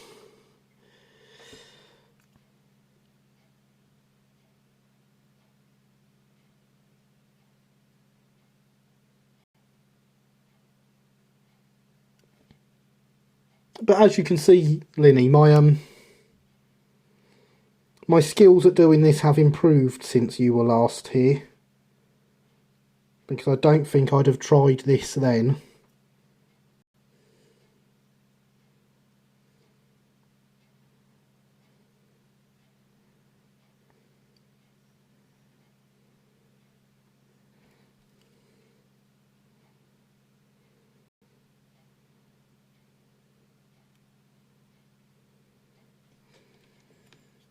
Seen me painting, Gary. No, I am well aware you do the concentration tongue, as do I.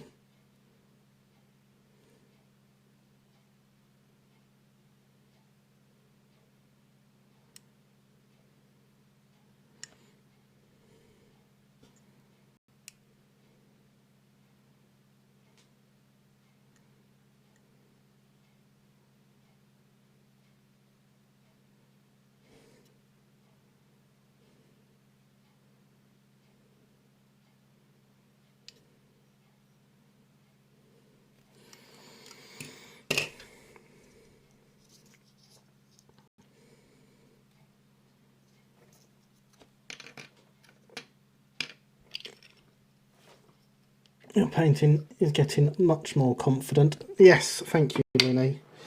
It really is, and I'm much happier with it as well.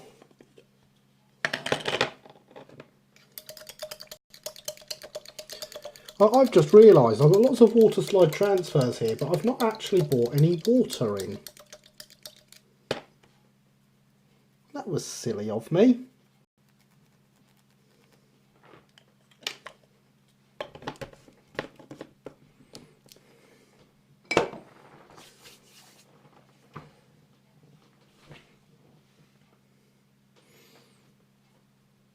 Let's get the plates on.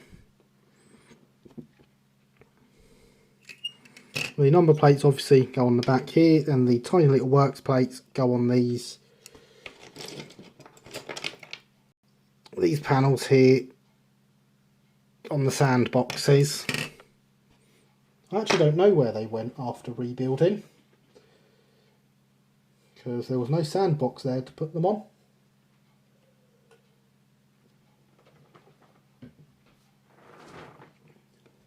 Paint won't be dry enough to do transfers tonight.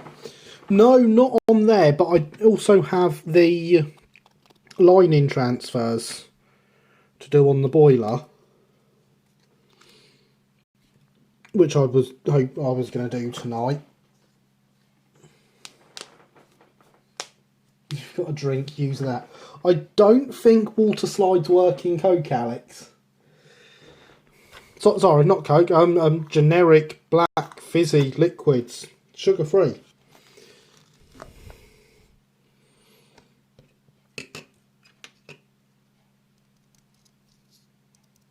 That's dry enough for a bit of glue.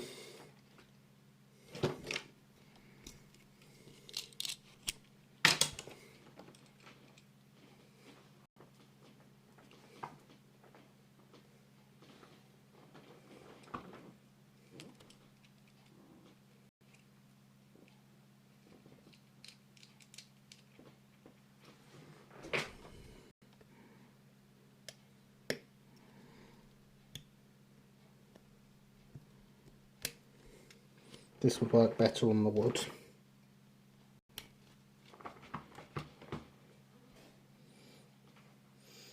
Oh, lovely. I've spilt some thinners there.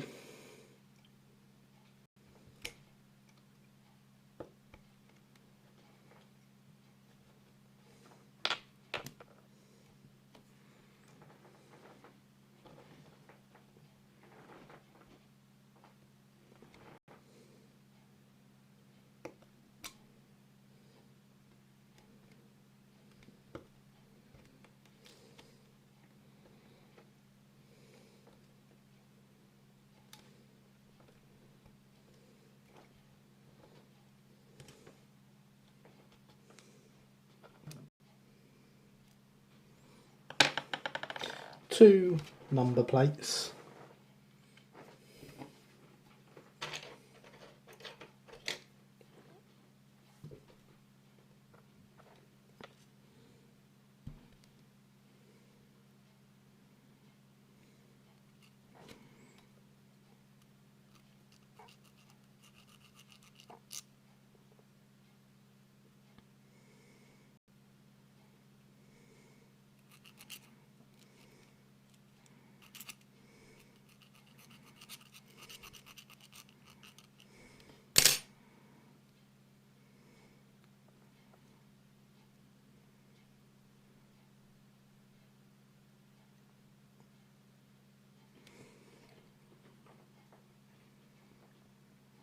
Can we focus please, camera? I want to use you to see how big those bumps are. I think that'll do. They're so impressive, aren't they?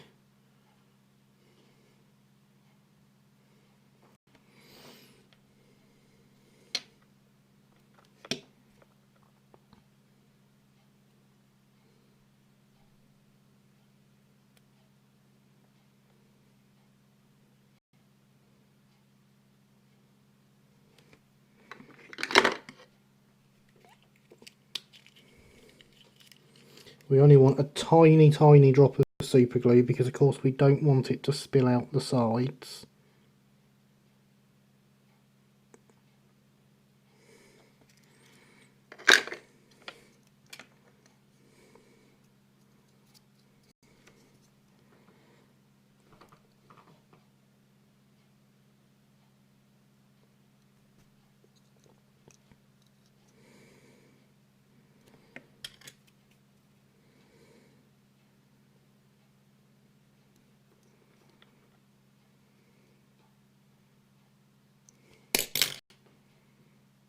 And that, ladies and gentlemen, is fabulous.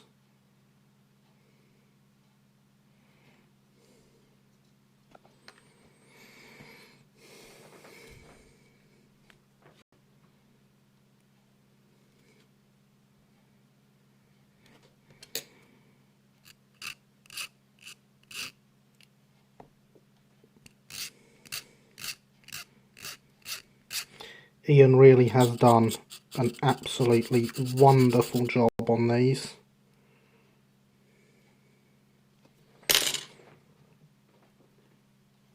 And I know for certain that all my future Brighton Stroudley era number plate needs will be going to Ian.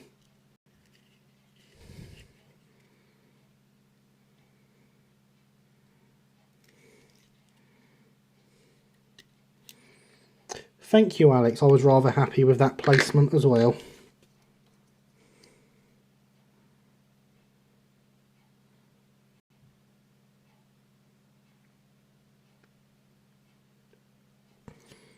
That one's not gone on quite so well.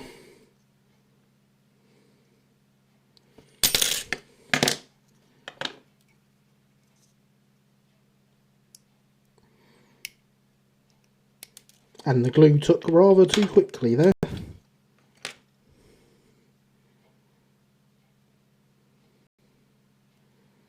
Took some of the paint with it.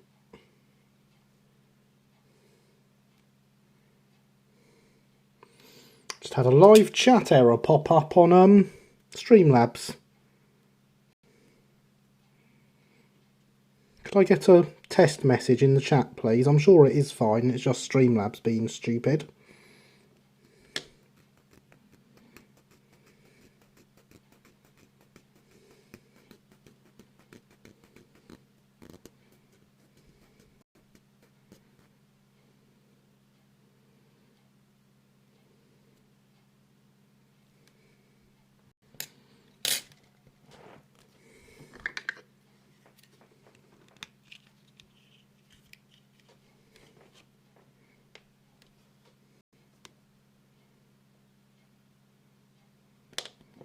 Thank you, Alex. I see your test message. Much appreciated.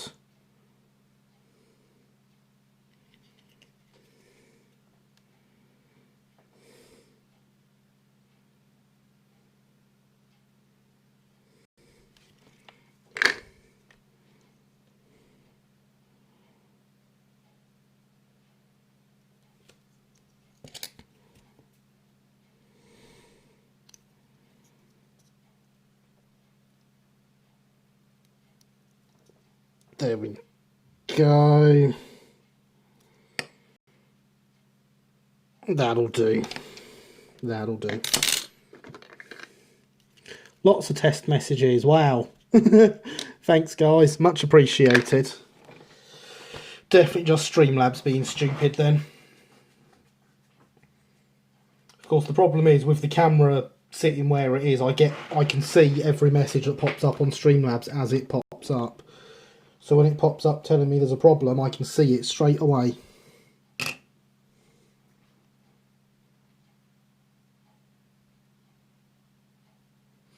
Now these work plates, they've still got a bit too much blue paint on them.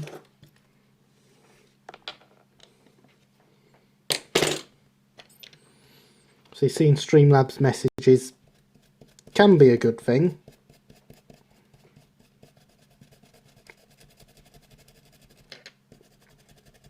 Only when it relates to what's actually happening though.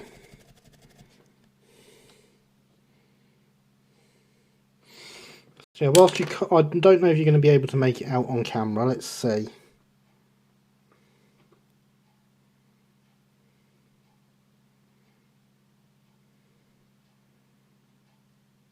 No, not quite. If I tilt like that, you can see there's a shiny line down the middle of the works plate on this side, and that actually says, and is legible in real life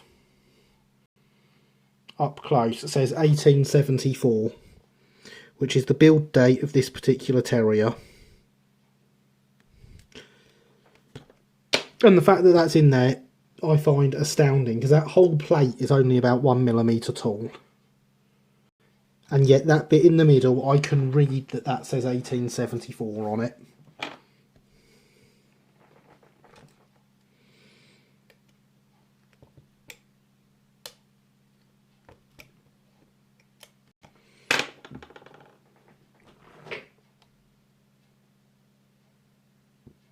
Hold it up in tweezers, otherwise it'll try to focus on your fingers. Honestly, I don't think you're going to see it anyway. I don't think it's big enough for the focus to get in. I will try, Linny. But yes, Alex, as to when isn't Streamlabs being stupid? Well, there's when it's not running.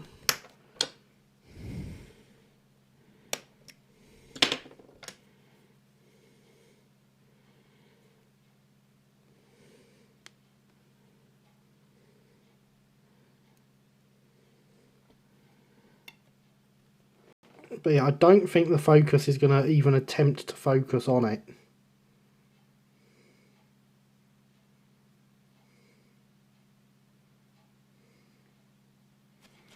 And I can't force Streamlabs camera where to focus either. So you're just going to have to take my word on it that these are legible.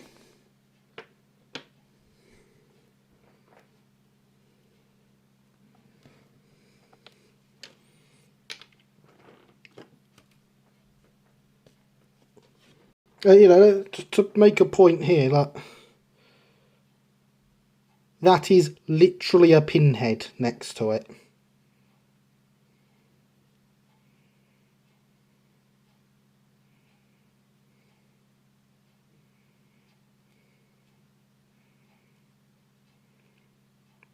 And that is legible in the middle there, saying 1874.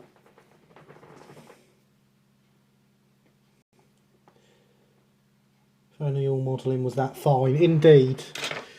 If only. Ian has done an incredible job here.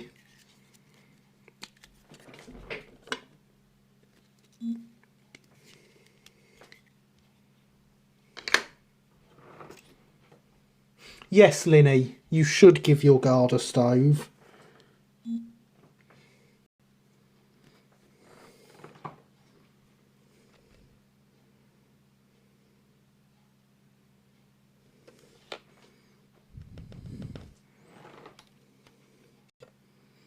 No one else will know what that's about.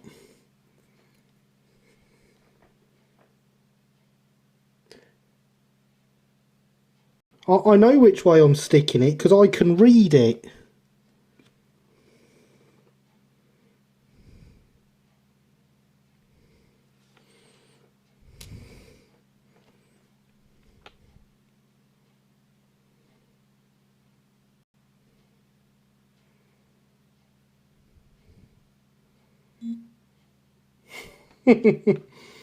I'm always reading, Linny. It's right in front of my face.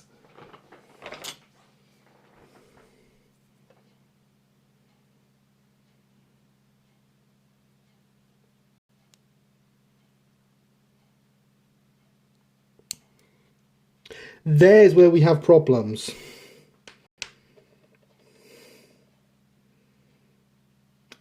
Because let's face it, I'm never seeing that again. Doesn't matter where it landed.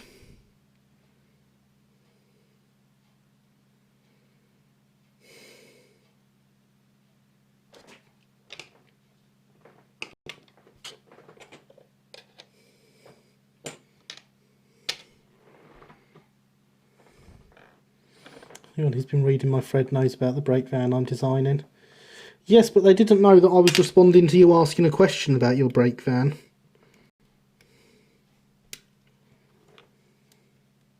Could do regular quadrants that say open and shut. I anticipate the guard would appreciate the stove. Yes, exactly, James.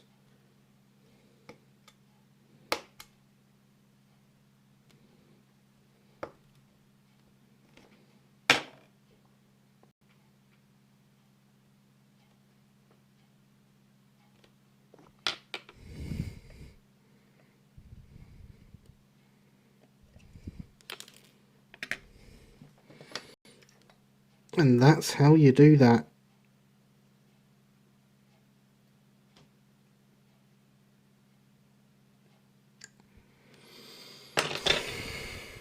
So I've lost the first one, but I've got that one stuck on. Go on, camera, focus now that you've got a whole terrier to focus on. Can't let my plates coming off. I've not actually stuck this on, have I? I just placed that there to make sure it fit. That's not stuck on in the slightest. I should do that at some point.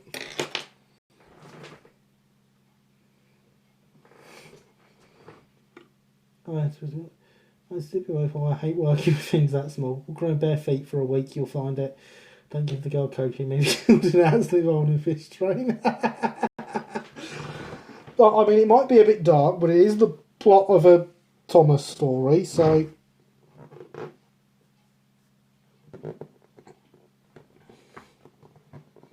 Got all excited there, thought I'd seen it was a bit of gold paint.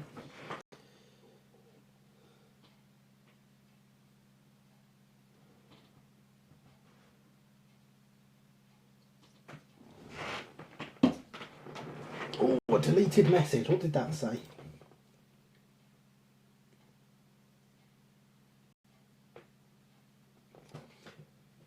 Yeah, PG Killian. Please, no swearing.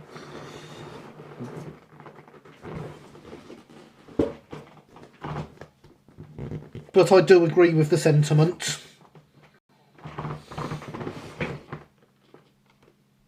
Oh, you're not going to believe this, guys. I've only gone and found it.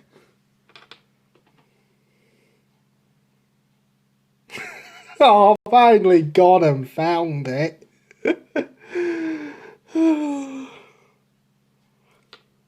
What are the chances?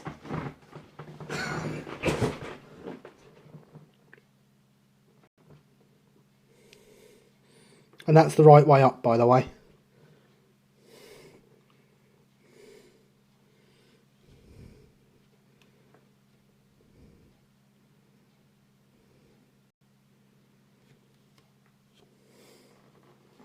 So we're going to leave that on the knife blade.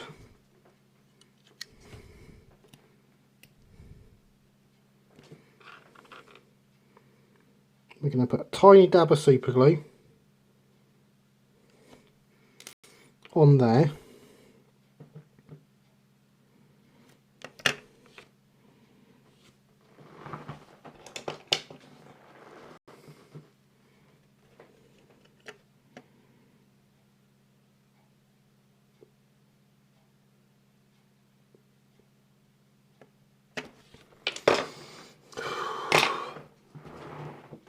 Super glue stuck it to your finger. No, it had pinged off and landed just here with the back facing up, so the brass was shiny on the only bit of the workbench that isn't shiny.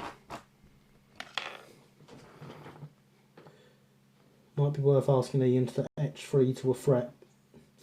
Never knew you were that old. Whatever you do not let it go ping again.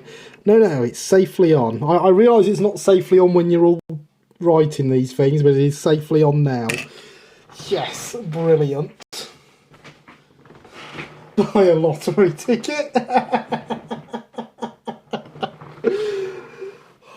Yeah. Would not have called that. Wow.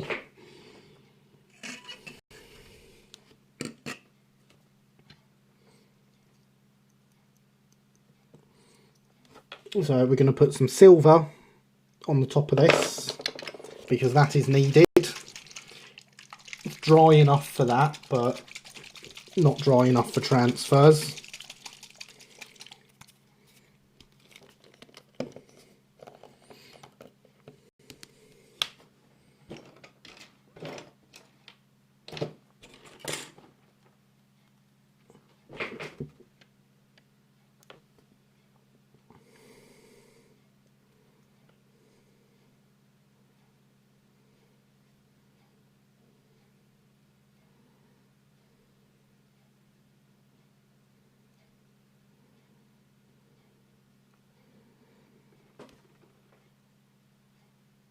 It's just so good.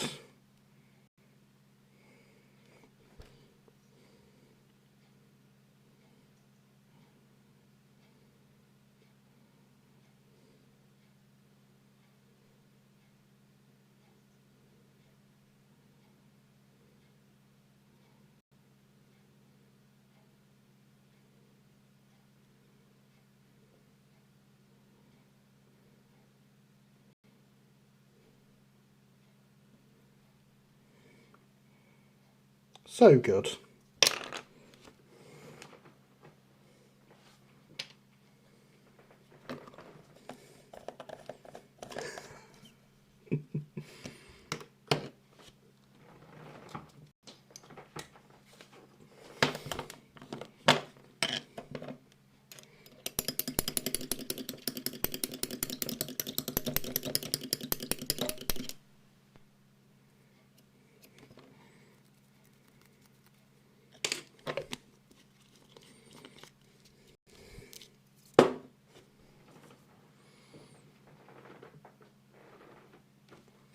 But whilst we're not going to get the names and numbers on, the names on tonight, you can already see just how improved this logo is going to look over when it started.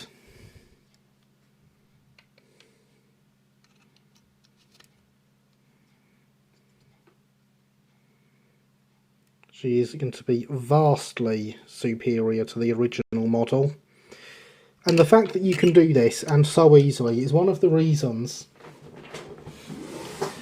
that I've never bothered with ordering a new one. Yet. We have half an hour to go, so I'm going to go stick some water in this, and we can get the lining transfers on the boilers. Boiler. There's only one.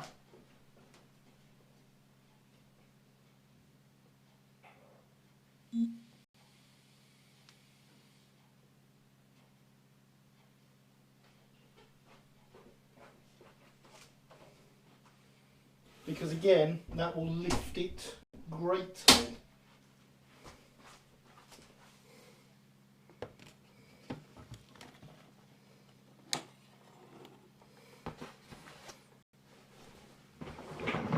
Over what we have.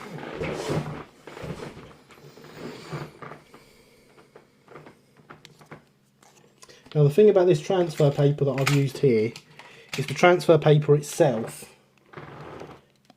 is white.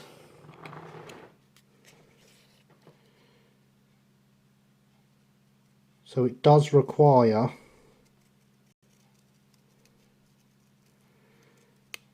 cutting the transfers exactly where you want them. For this front one, which I'm hoping we've got enough for, needs lamp irons. Yeah. Does it, Linny? I'm not done yet. I know you're talking about your brake van when you say that, by the way, but I thought I'd make the point that this does as well.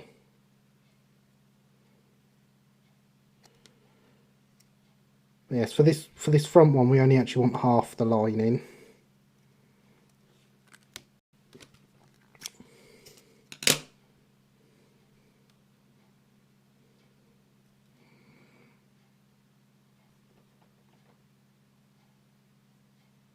Which is there.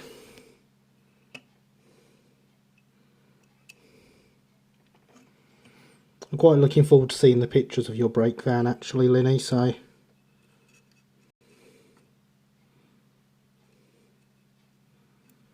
I hope there's some there.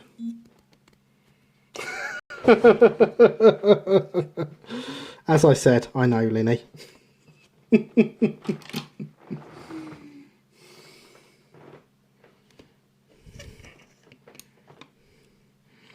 So I'm going to make sure this is long enough.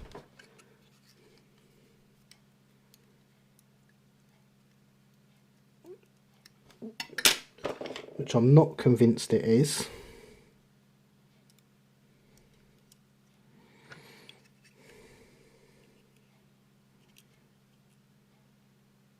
It should be alright actually. Let's find out.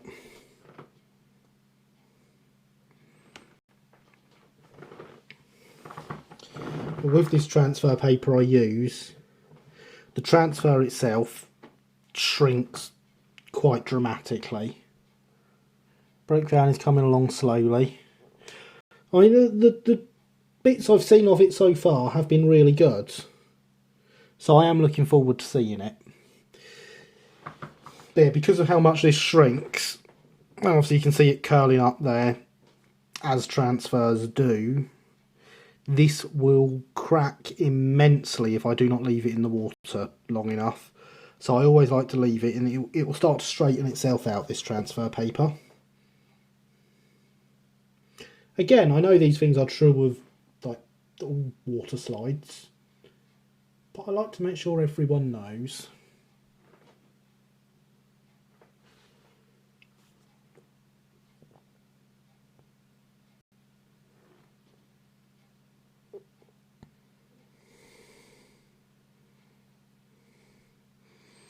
And that's just going to disintegrate in my fingers by the looks of it.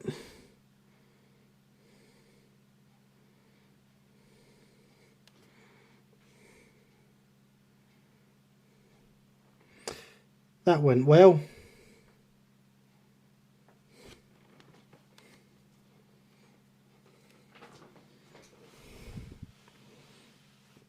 Let's start with something a bit simpler.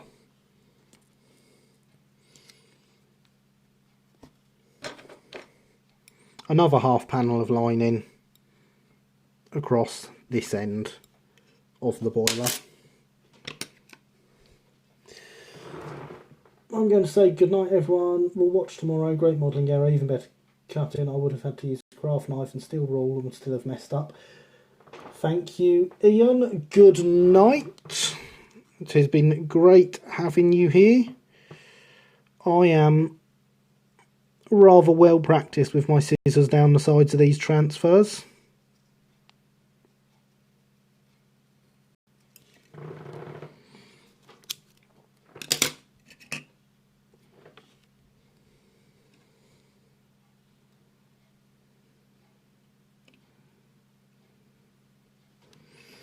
So these are water slide paper available on Amazon.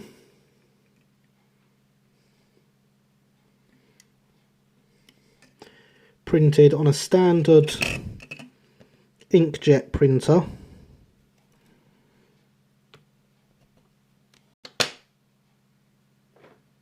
Once they are printed, they are allowed an hour or so to dry out. Once they have dried out,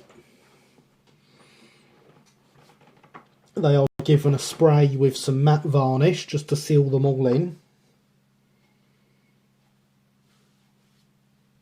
And then they are ready to cut and go. I'm hoping at some point this year to actually get a printer that will print in white as well as all the colours.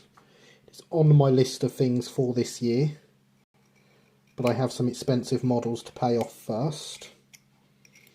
At which point I'll be able to start using clear transfer paper and printing even better transfers. So at the moment, for some things, I do use a third party. That will no longer be the case if I can get a printer that prints in white.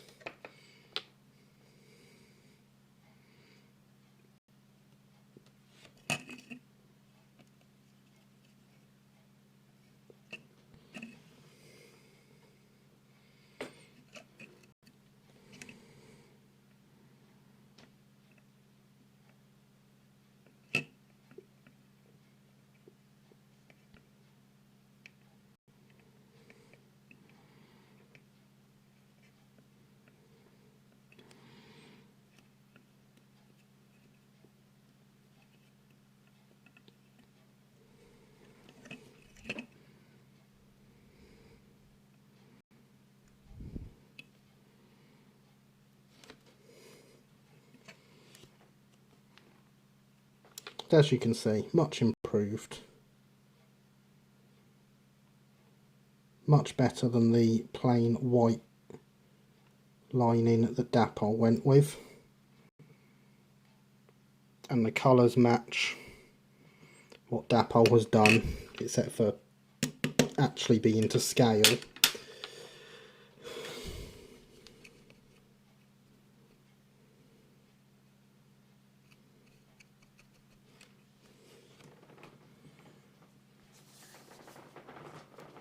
I tried doing my own transfers once, it went badly. Well, now as you've seen, Alex, I did my own transfers even on the side of the camera stand. It did get christened.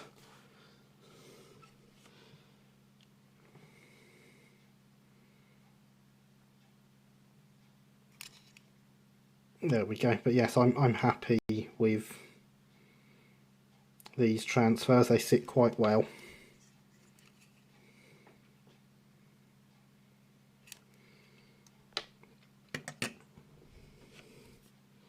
Just another example of how we can improve things. I'm going to pop the handrails off, I think.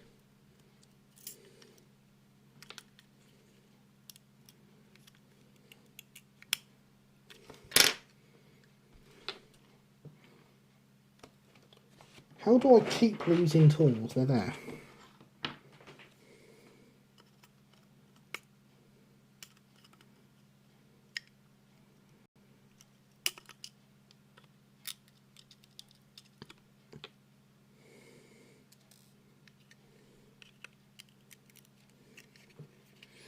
Excellent. Yes, you is smart, I is dumb. I will not have people saying these things. I don't want people to think I'm smart, Alex. We don't want them getting the wrong idea about me.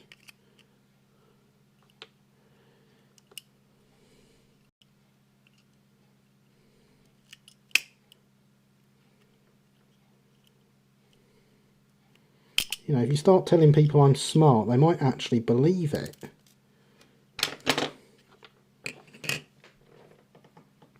And I'm not taking responsibility for that.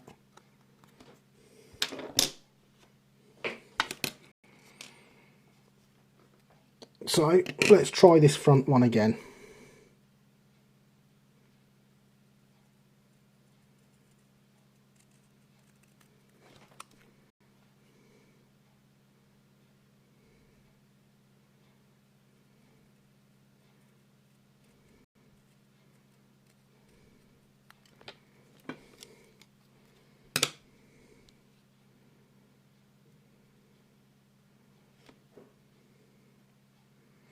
So what went so badly with your transfers then, Alex?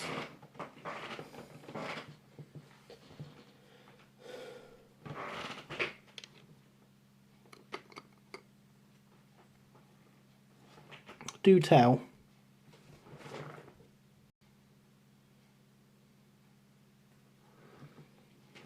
Whilst we wait for this one, it actually looks better than the last one did. Oh. Viewer numbers appeared to say 15 in stream, 8 in Streamlabs and 15 on screen. It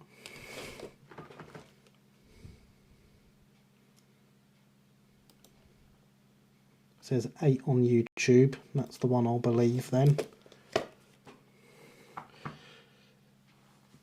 Streamlabs must have lost that when it lost chat, I assume. Had no idea what I was doing. Colour ran from them when I put them in water. Yeah, that's what happens if you don't seal them with matte varnish.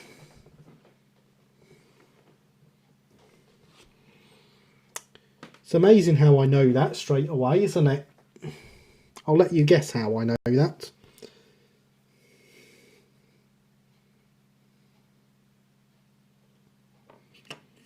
Hint, it's not because I'm clever.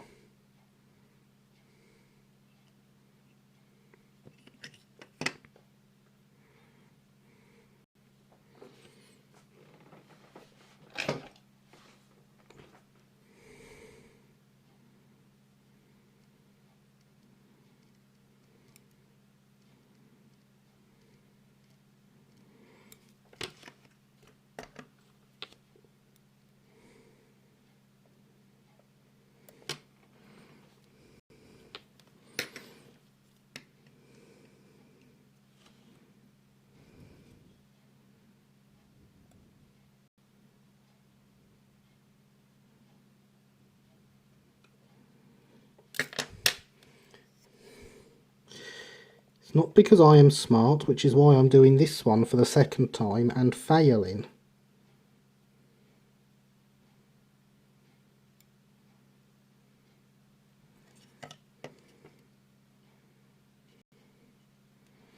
If I was smart, I would not keep dropping the transfer.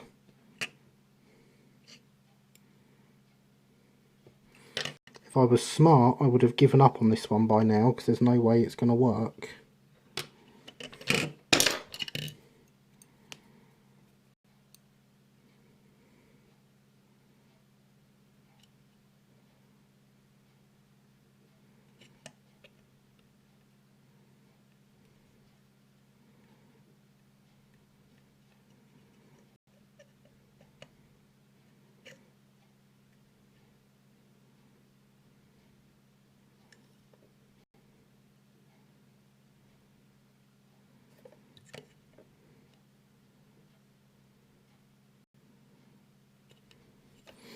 But it does illustrate the point of how much better proper lining looks.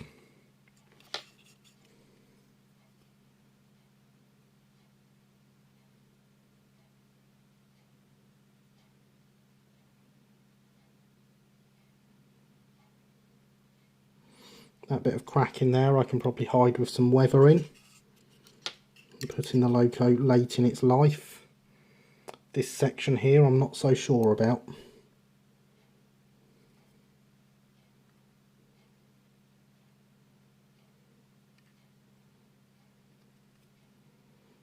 But it might be okay.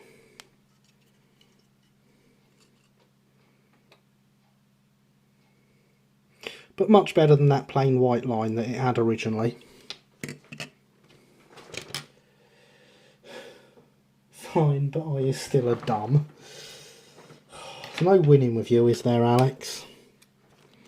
We need one last bit that's going to wrap around just in front of the tanks. Now, technically, this should be only a half lining in front of the tanks.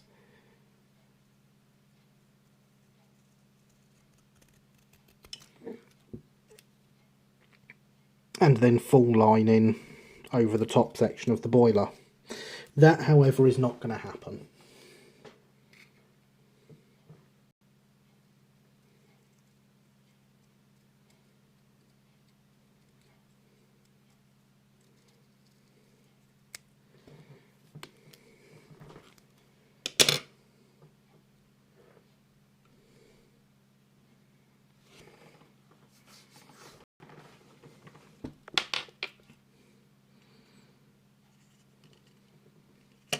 I'm just going to wrap a full load of lining round there, and that is the boiler done.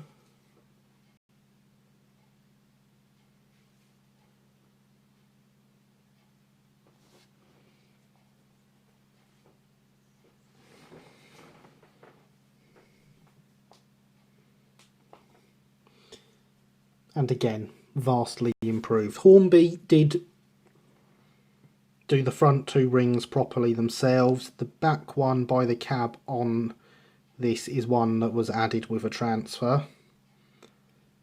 But those first two are as printed by Hornby.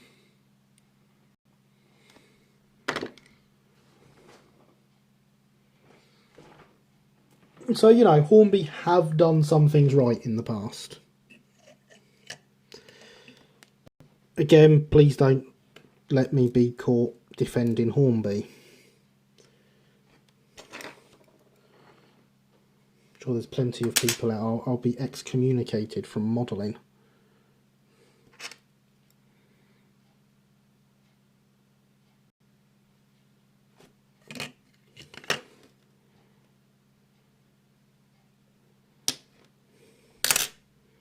Never be able to show my face at an exhibition again.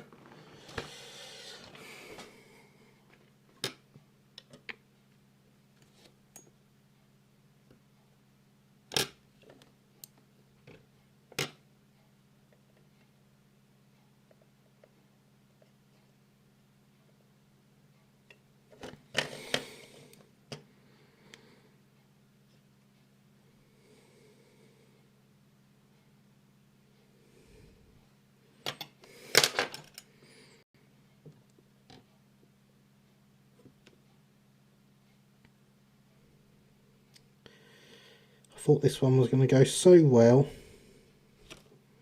when it started sliding down nicely.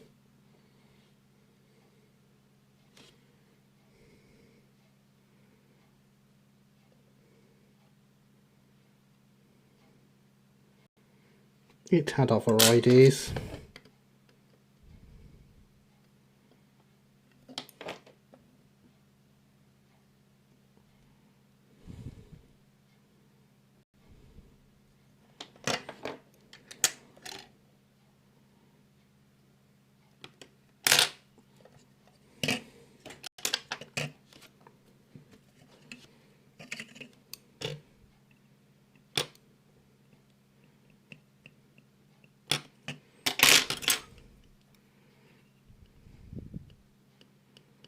Nope. Another one for the scrap. But I've got plenty.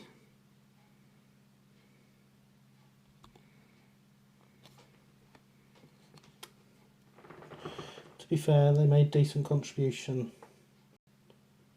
They're 110-ish years. Well, Yes.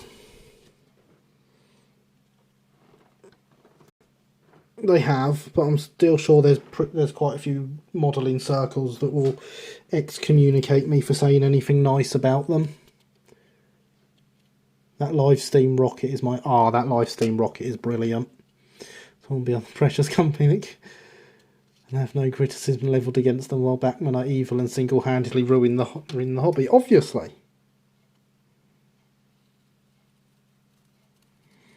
Everyone knows these things to be fact.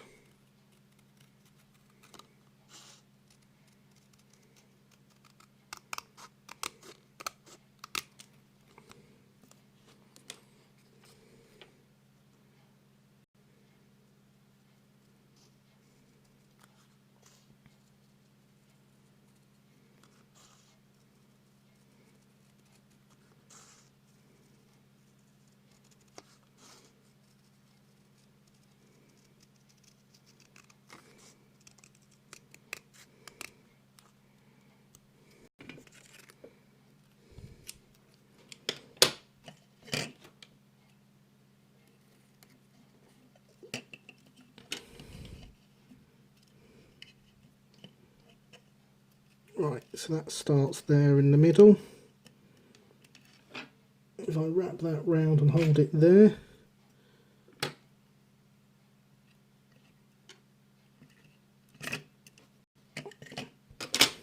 got it.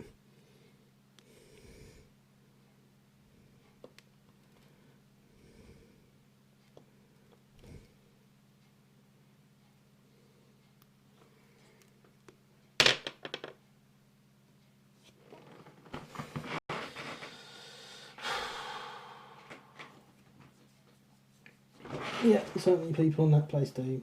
Plus a certain acquaintance of ours. Yes. Hornby stuff is rather good these days. Yes, I do have some very nice Hornby locos. Along with some very nice Backman locos. And a single quite nice DJM loco. Definitely can't be caught defending them for anything these days. Although recent actions clearly, less said the better. He really has been excommunicated from the hobby.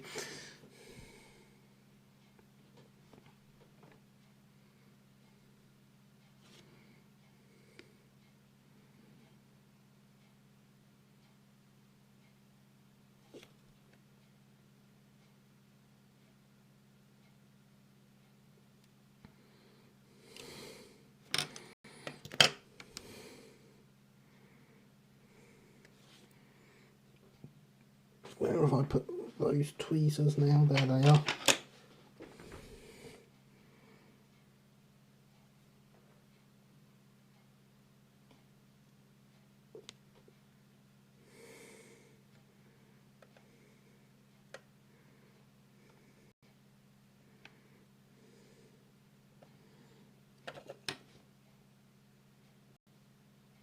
No, like say this one's losing its end of its transfer. So that's another one for the scrap.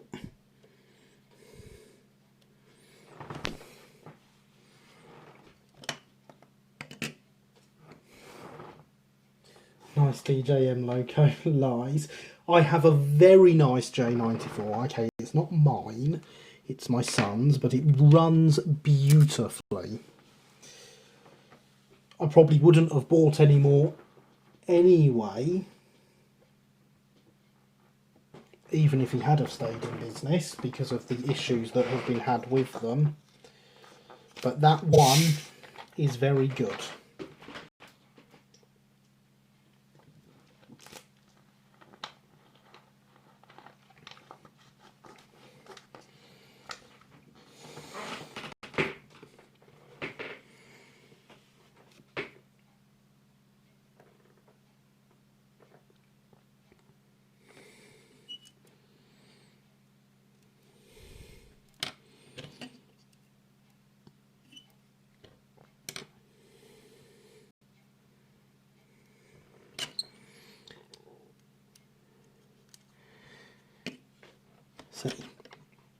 Alex thinks that I was, you know, I'm very clever with my transfers. No, I just know I'm terrible with them, so I have lots of spares.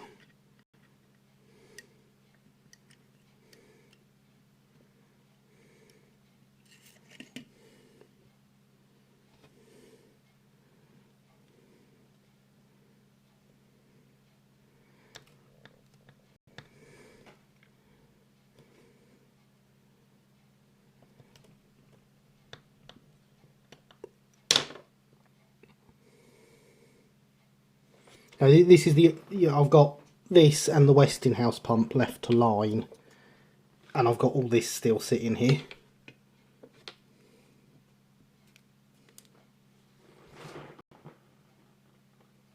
I have the Wilbert J94. It's not a perfect representation, but it'll do. As for running, it runs. Well, it runs.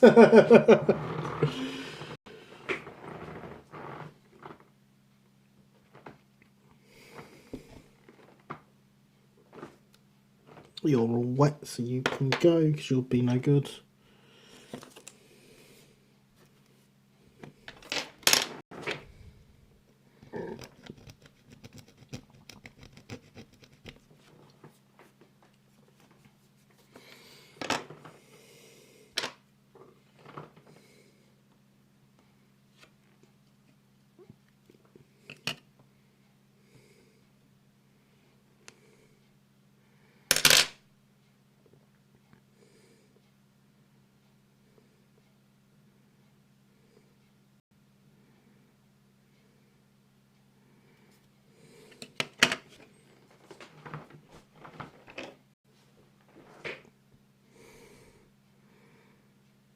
Got to start being quicker with these before they start folding up on themselves.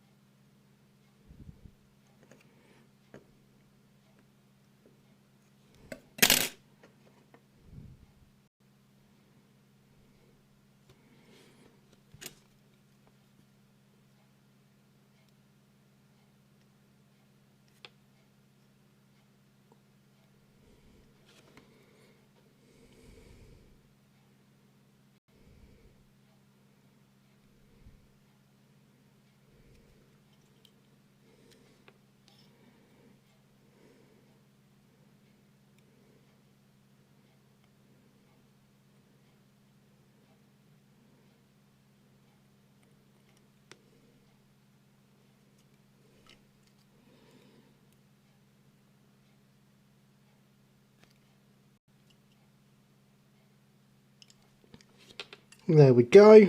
Doesn't that look better?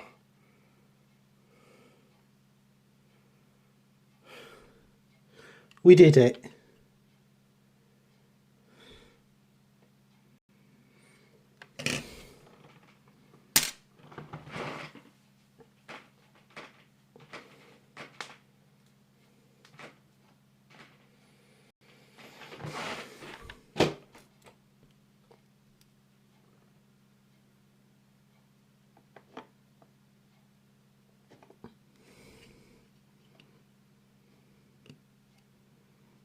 Put the handrails back on now.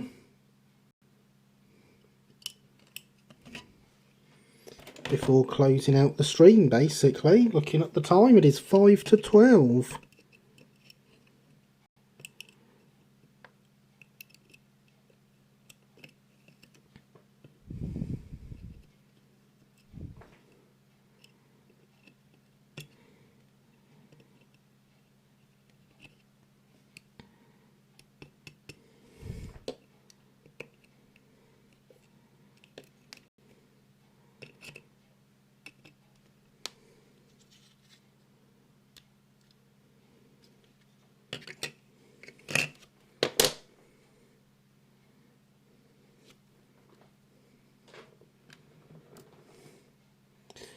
Oh, brilliant, top job, beautiful, splendid. Thank you, guys. So these transfers are available to download off the website, oakhillmodelrailway.co.uk. You just need to get yourself some transfer paper and you can print your own, should you ever want to copy what I'm doing tonight. Obviously that will depend on your individual insanity level.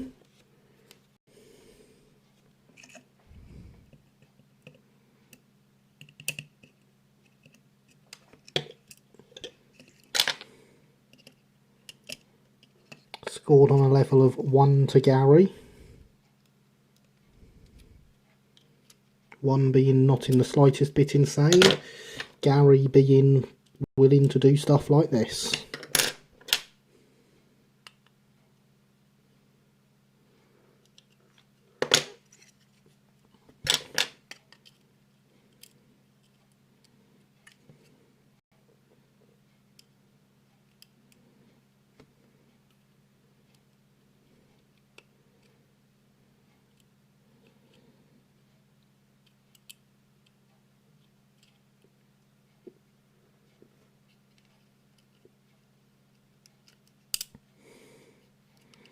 I will get it.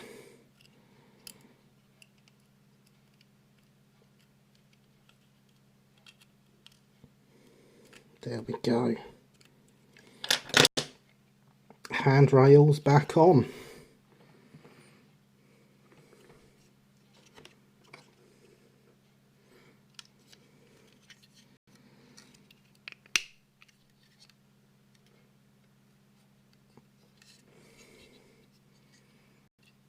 You can see the cab looks much nicer on the inside. Oh, this side hasn't clipped down properly. You can see the detail in it now. Much better. The boiler looks much better.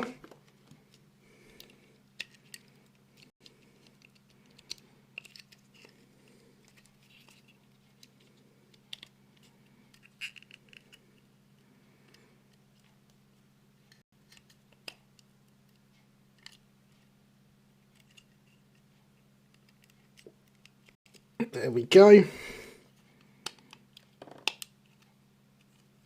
Okay, she's not pushed down 100%, but I'm not fussed about that right now. I've got a wire in the way, so I don't want to, which is there, I don't want to push it down too hard and break that wire. So, I am very happy for an evening's work.